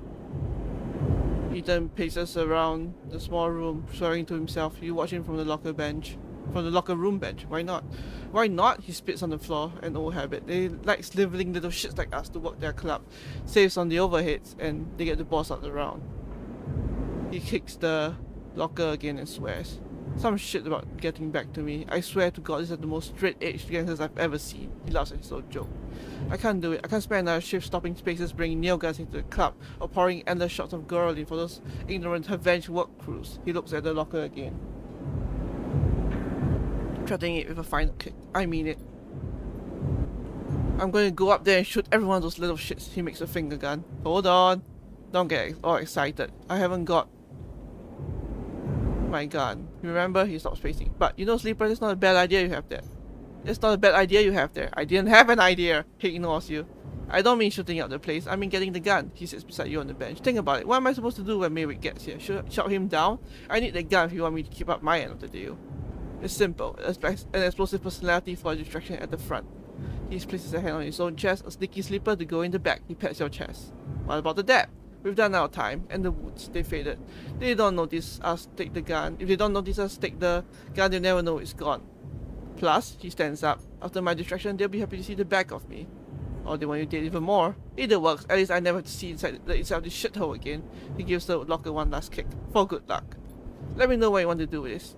Then we both move as one and meet up in the bright market after. But don't take too long. I will really shoot this place up. He grins. You know I'll do it.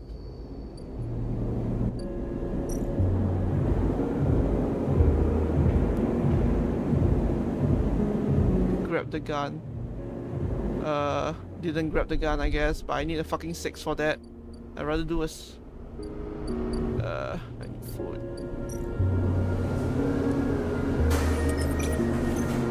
I also need a goddamn 6 for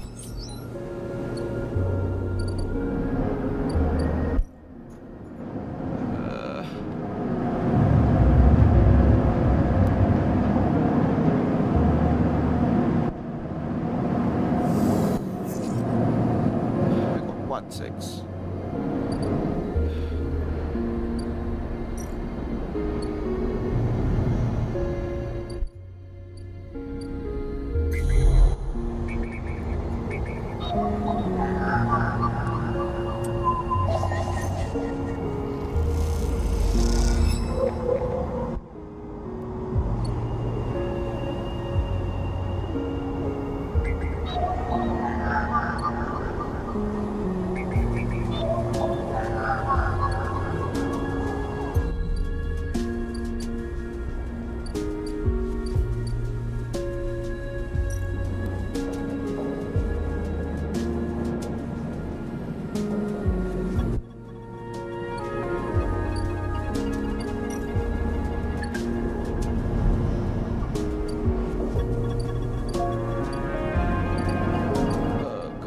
Some really goddamn lucky rolls.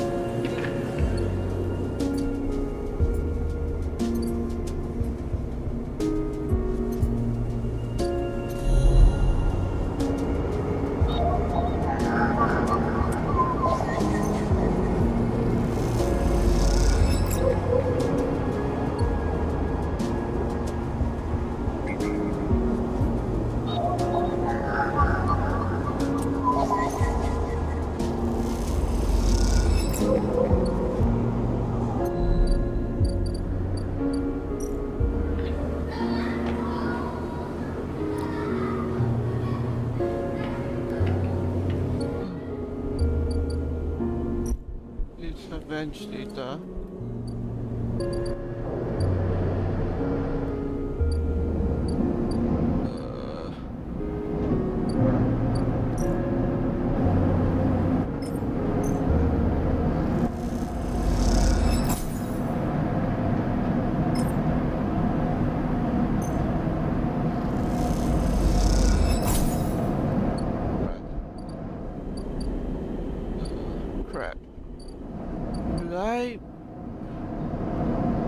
I do have the money, so it's not the worst.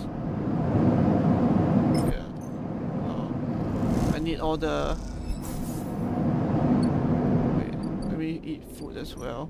Let me just max my everything out and hope it's enough. Give me like a good ass roll.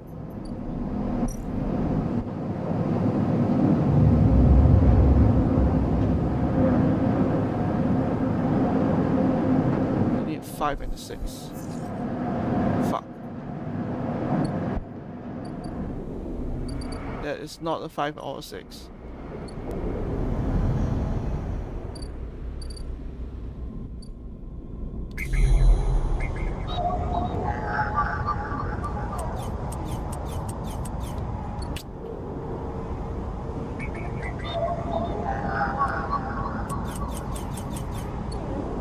That is such a bad roll. Crap. I don't have a lot of time left either.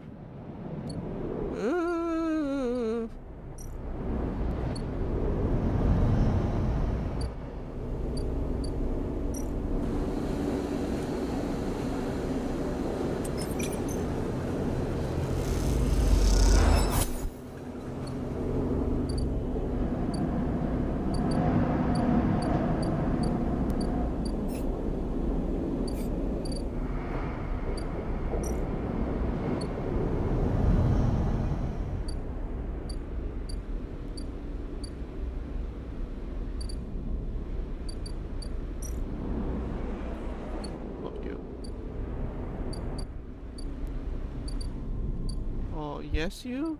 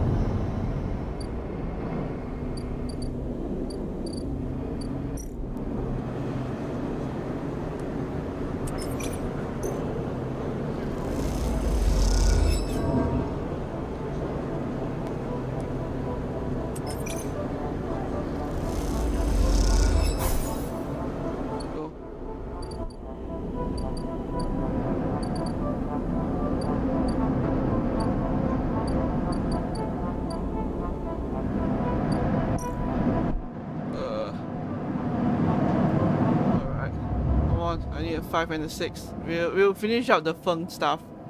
5, 6. I have 6. Nice.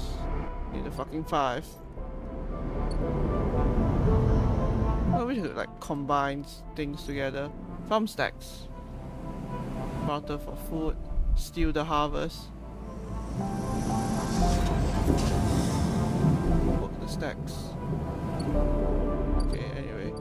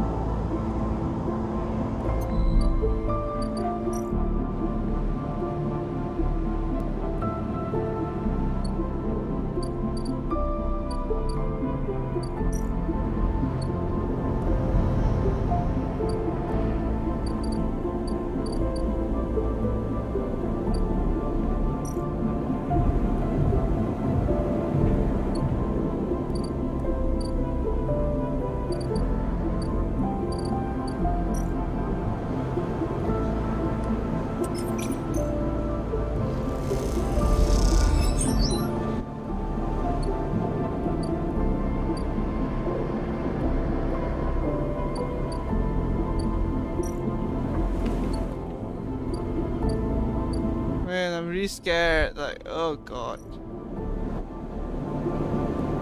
Oh, there's a stabilizer. Which I should probably grab, to be fair.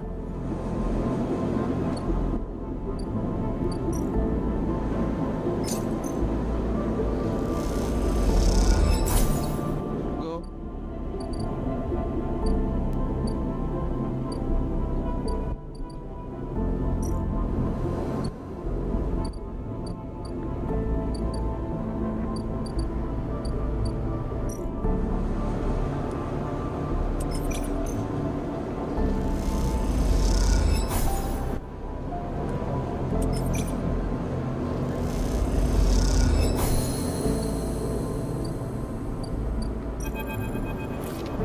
This time you meet inside Rabia's office. Although now you've seen it, office seems like the wrong term. You find her stood in an almost bare, shadowy unit, midway through a sequence of stretches. There are 2 low stools and a terminal in the corner, but it seems that most of the space is taken up by a heavy punching bag, rubber matting, and a stack of weights.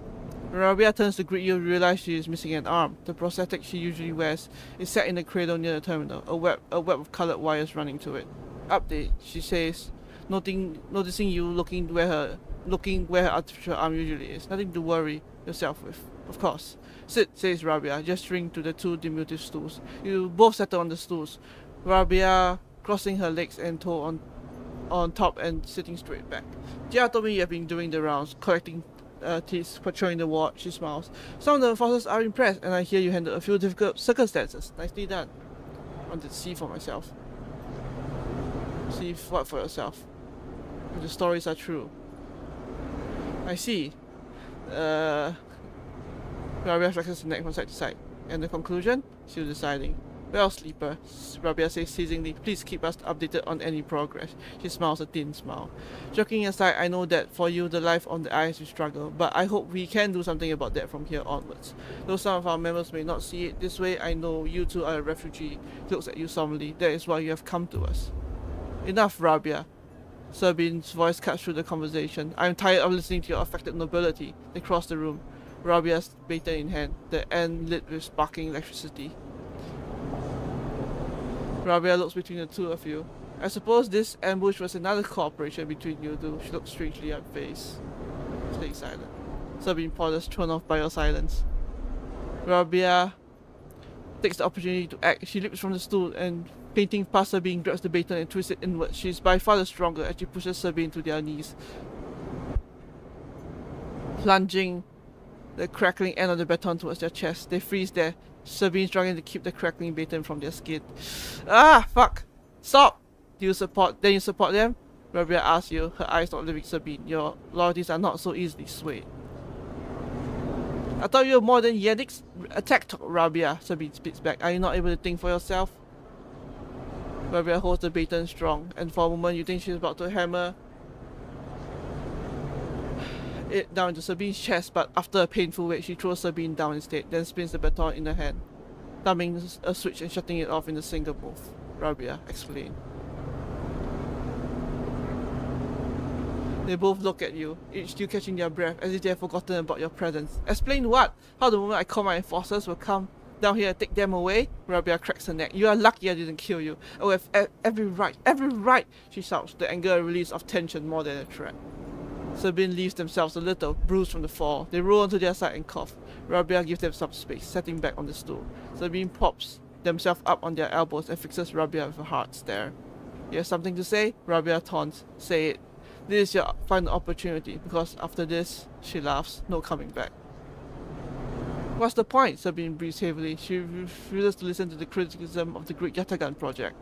Rabia collects herself. Speak! She folds her arms and waits to be convinced. Sabine takes a breath, organizing their thoughts. They go to start, pause, then decide on another approach. Eventually they say, Yannick is a traitor. Rabia immediately flinches, her eyes going to the prosthetic arm, her muscles clenching, but she writes it out, more eager to prove Sabine wrong than she is to hurt them, at least for now. When I came here for Ace from Ascent Arp, they glanced at you, gauging your reaction. It was Yannick who was one of the first to support me, to look after me. I should have known then, but I was naive and afraid. Sleeper, Sabine turns to Sleeper. They take a breath. I know that I should have told you that I work for S&R long ago, but I thought you would abandon me, and you are my final friend. What you should know is I left S&R because I was running for my life. I leaked documents on the Sleeper program, on the illegal and immoral practices they rely on, to the press. S&R wanted me dead, and I lied, and I fled as far as I could, to this refuge at the edge of the surrogate systems. Sabine stops to collect themselves. What does this have to do with Yannick? Rabia interrupts. The Sleeper knows you are S&R. I told them. And while you hide beneath the cover of being a whistleblower, you and I both know you work on the Sleeper program. Yannick told me as much. Sabine's face falls. It is true. They glance at you and then away. Ashamed. They lift their head. But it is Yannick, not me, who is in the pocket of S&R. Rabia flinches again. I can prove it. He made some kind of deal to keep me here, to tie me up in debt, to lock me away in exchange. Rabia slams her hand on the desk. Just tell us, for God's sake. In exchange for those. Sabine finishes, nodding towards Rabia's prosthetic arm in its cradle. He has been using Yetigan and forces, using you as test subjects for S&R technology. I have the data to prove it.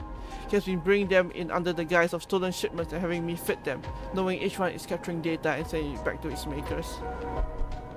Rabia's fixed expression has started to fade. Sabine produces a slate. It is all here. Thousands of hours of usage data, failure rates, error dumps. These are untested implants, Rabia. They could short out, fail, cause cascading failures across a person's body. And they have. Sabine suddenly looks incredibly tired. I thought the error rate in the units was down to them being stolen or modified. I have tried to fix hundreds of failures in my time here. Not all of them. They stop, unable to continue. Rabia closes her eyes and breathes in. Then she opens them again and holds out a hand to Sabine. Show me, she says. Much later, when you leave. Sabine is still taking Rabia through the manifest and usage data. Both of them crowded around the terminal as Sabine leads Rabia through each layer of Yannick's betrayal. As you leave, Sabine catches your eye and something passes between you. Something like a thank you or sorry or some other expression that communicates both sadness and hope. Oh, we did it!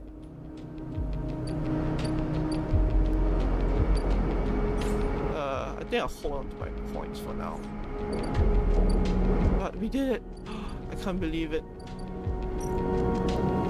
Okay, the Feng thing, if the Feng thing falls through, we have Sabine and Rabia next to go in.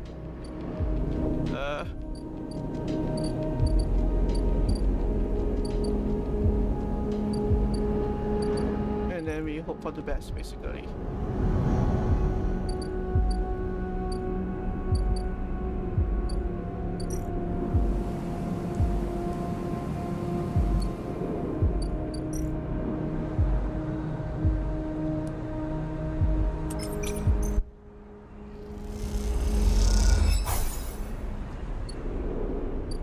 We can sleep here as well, actually.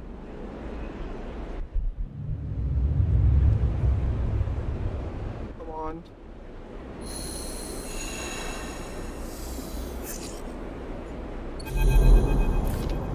You slip into the cloud, but before you do... Ah, fuck!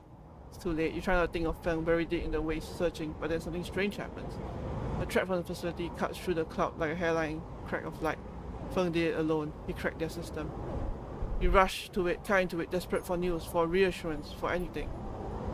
The trap flickers and unravels into an image, a scene, two figures in the room, one set, the other pacing.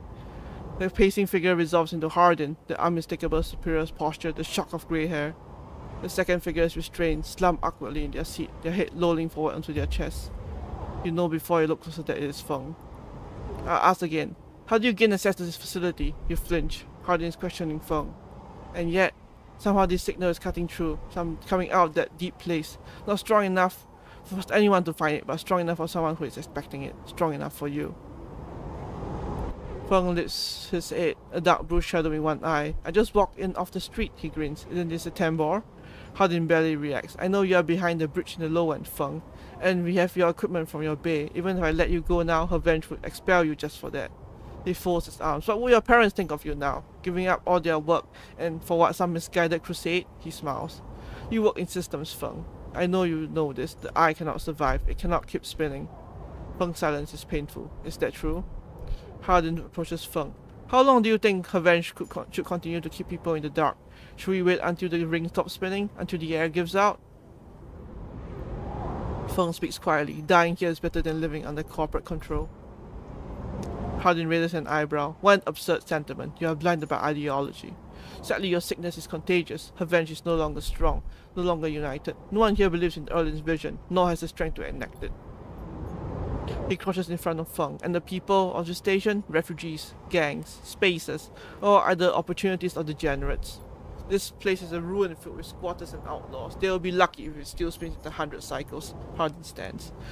Conway will move forward with the reclamation. They will legally claim the Eye as salvage under the Interstellar Salvage Act. Meanwhile, her venge will assist with the transport of the now illegal residents to Conway housing and labor facilities.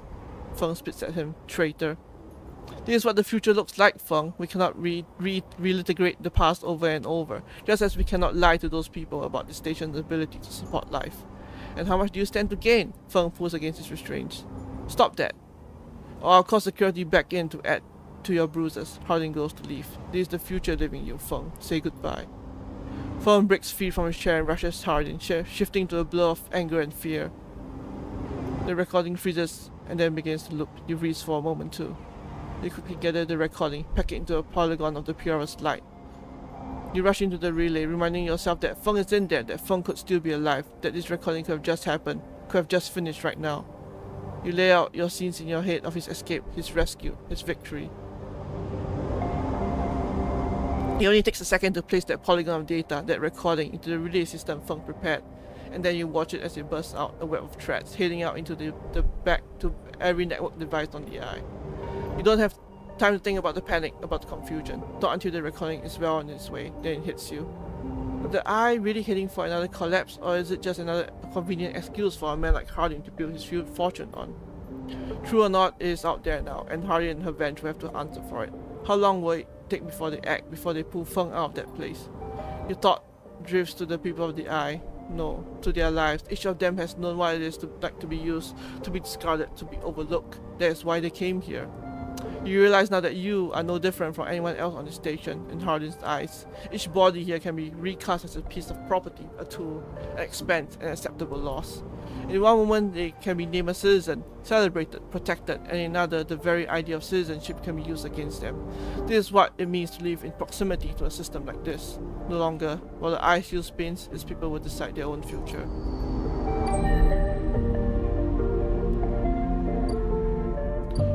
Feng, I'm sorry. I couldn't save you.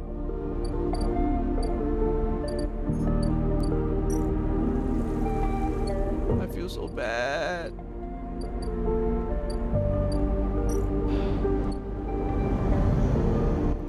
But I think I might call it here. Wait, never mind. No, I don't think I'll call it here. Maybe after I finish the cycle. Fuck. But at least Sabine and are doing that now, so we have that to hope.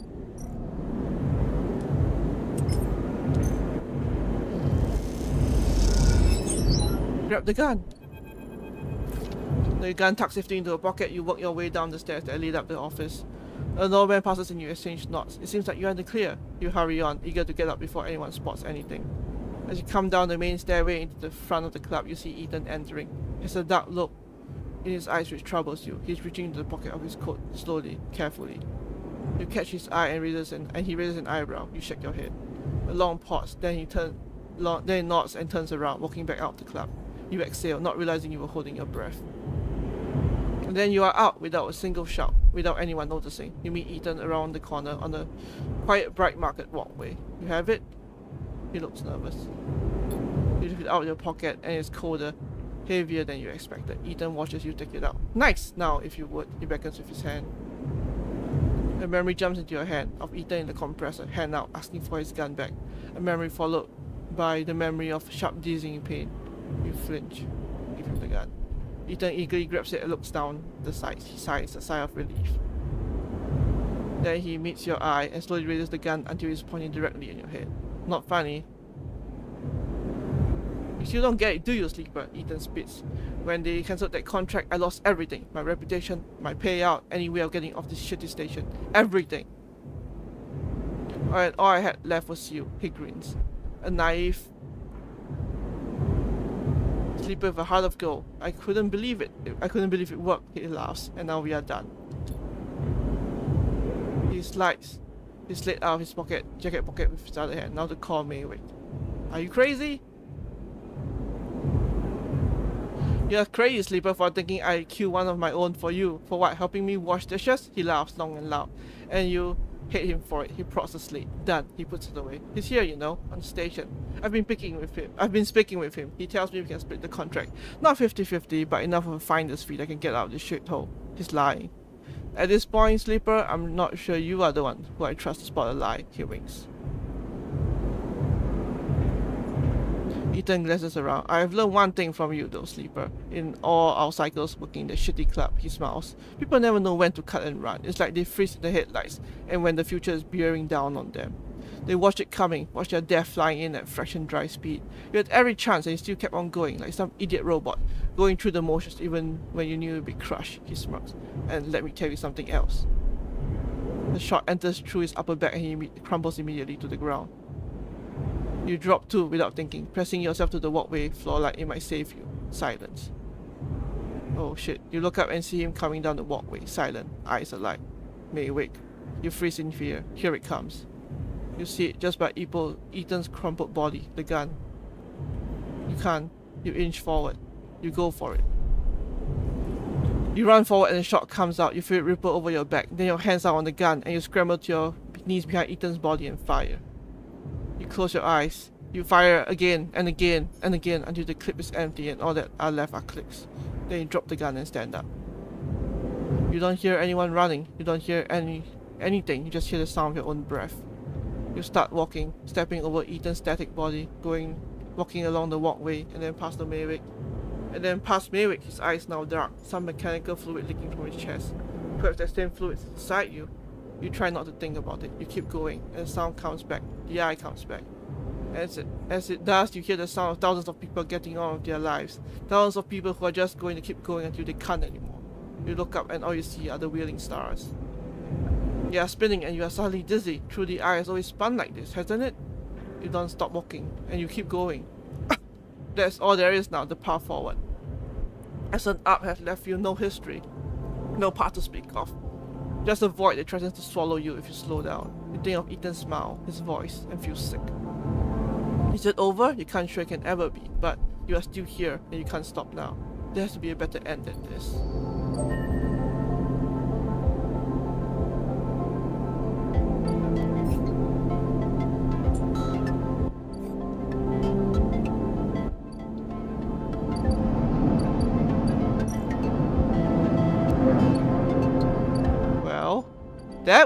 That was unexpected, to say the least.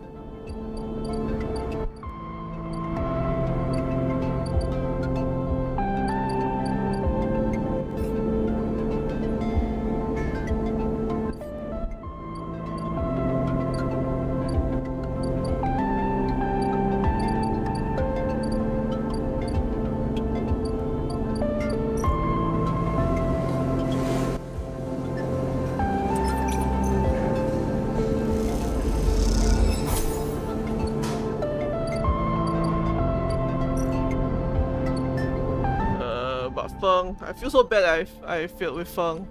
I was so close as well. That's the thing.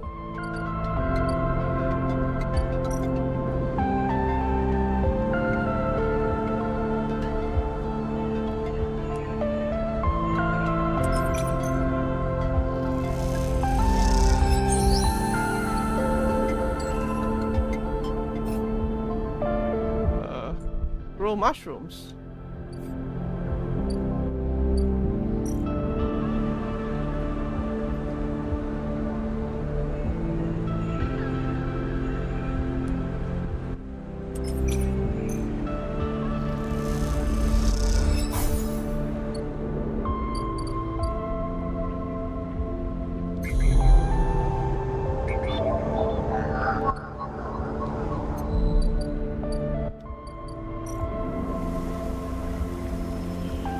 You have no spores.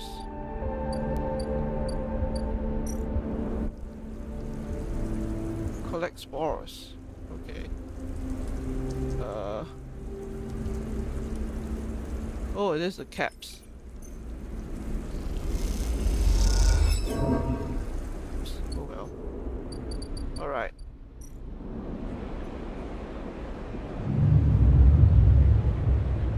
That was like a sudden end to the whole thing with Maywick. I did not anticipate that. You wake from dreams of Maywick's amber eyes, floating in a pool of blood fluid. It was difficult to get sleep, and you suspect that isn't about to change anytime soon, not after what happened. But you also feel something else as you get up, down the power start of the stove and begin to boil the water, like every morning. You feel that something has lifted, something that has been hanging over you since you arrived on the station. You try not to think about it. You try not to think too hard about it, to question it, just let that lightness stay, let it settle as you go through your routines. Your hope is that if you don't focus on it, don't look at it directly, it won't get scared and leave you. The lightness will stay for this cycle, and then another, and then another. Because after all that's happened, a little lightness would be nice.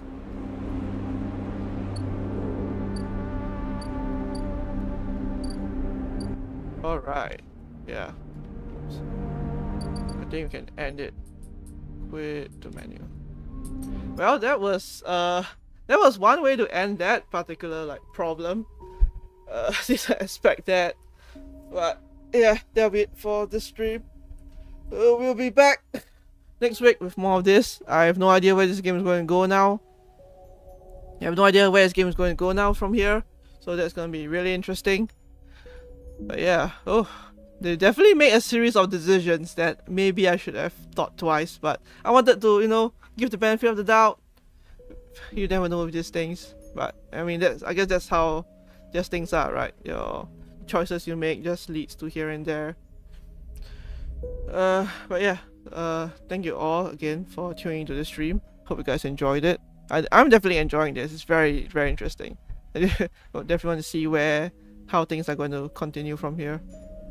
But yeah, not much to say. I already pretty much said what I wanted to say. But yeah, so we'll be back next week. So thank you all again for tuning in. Hope you guys enjoyed it. Hope the VOD viewers who watch this enjoyed it as well. Until next time, all of you stay safe, wash your hands, all that fun stuff. And I will see you then. Alright, goodbye!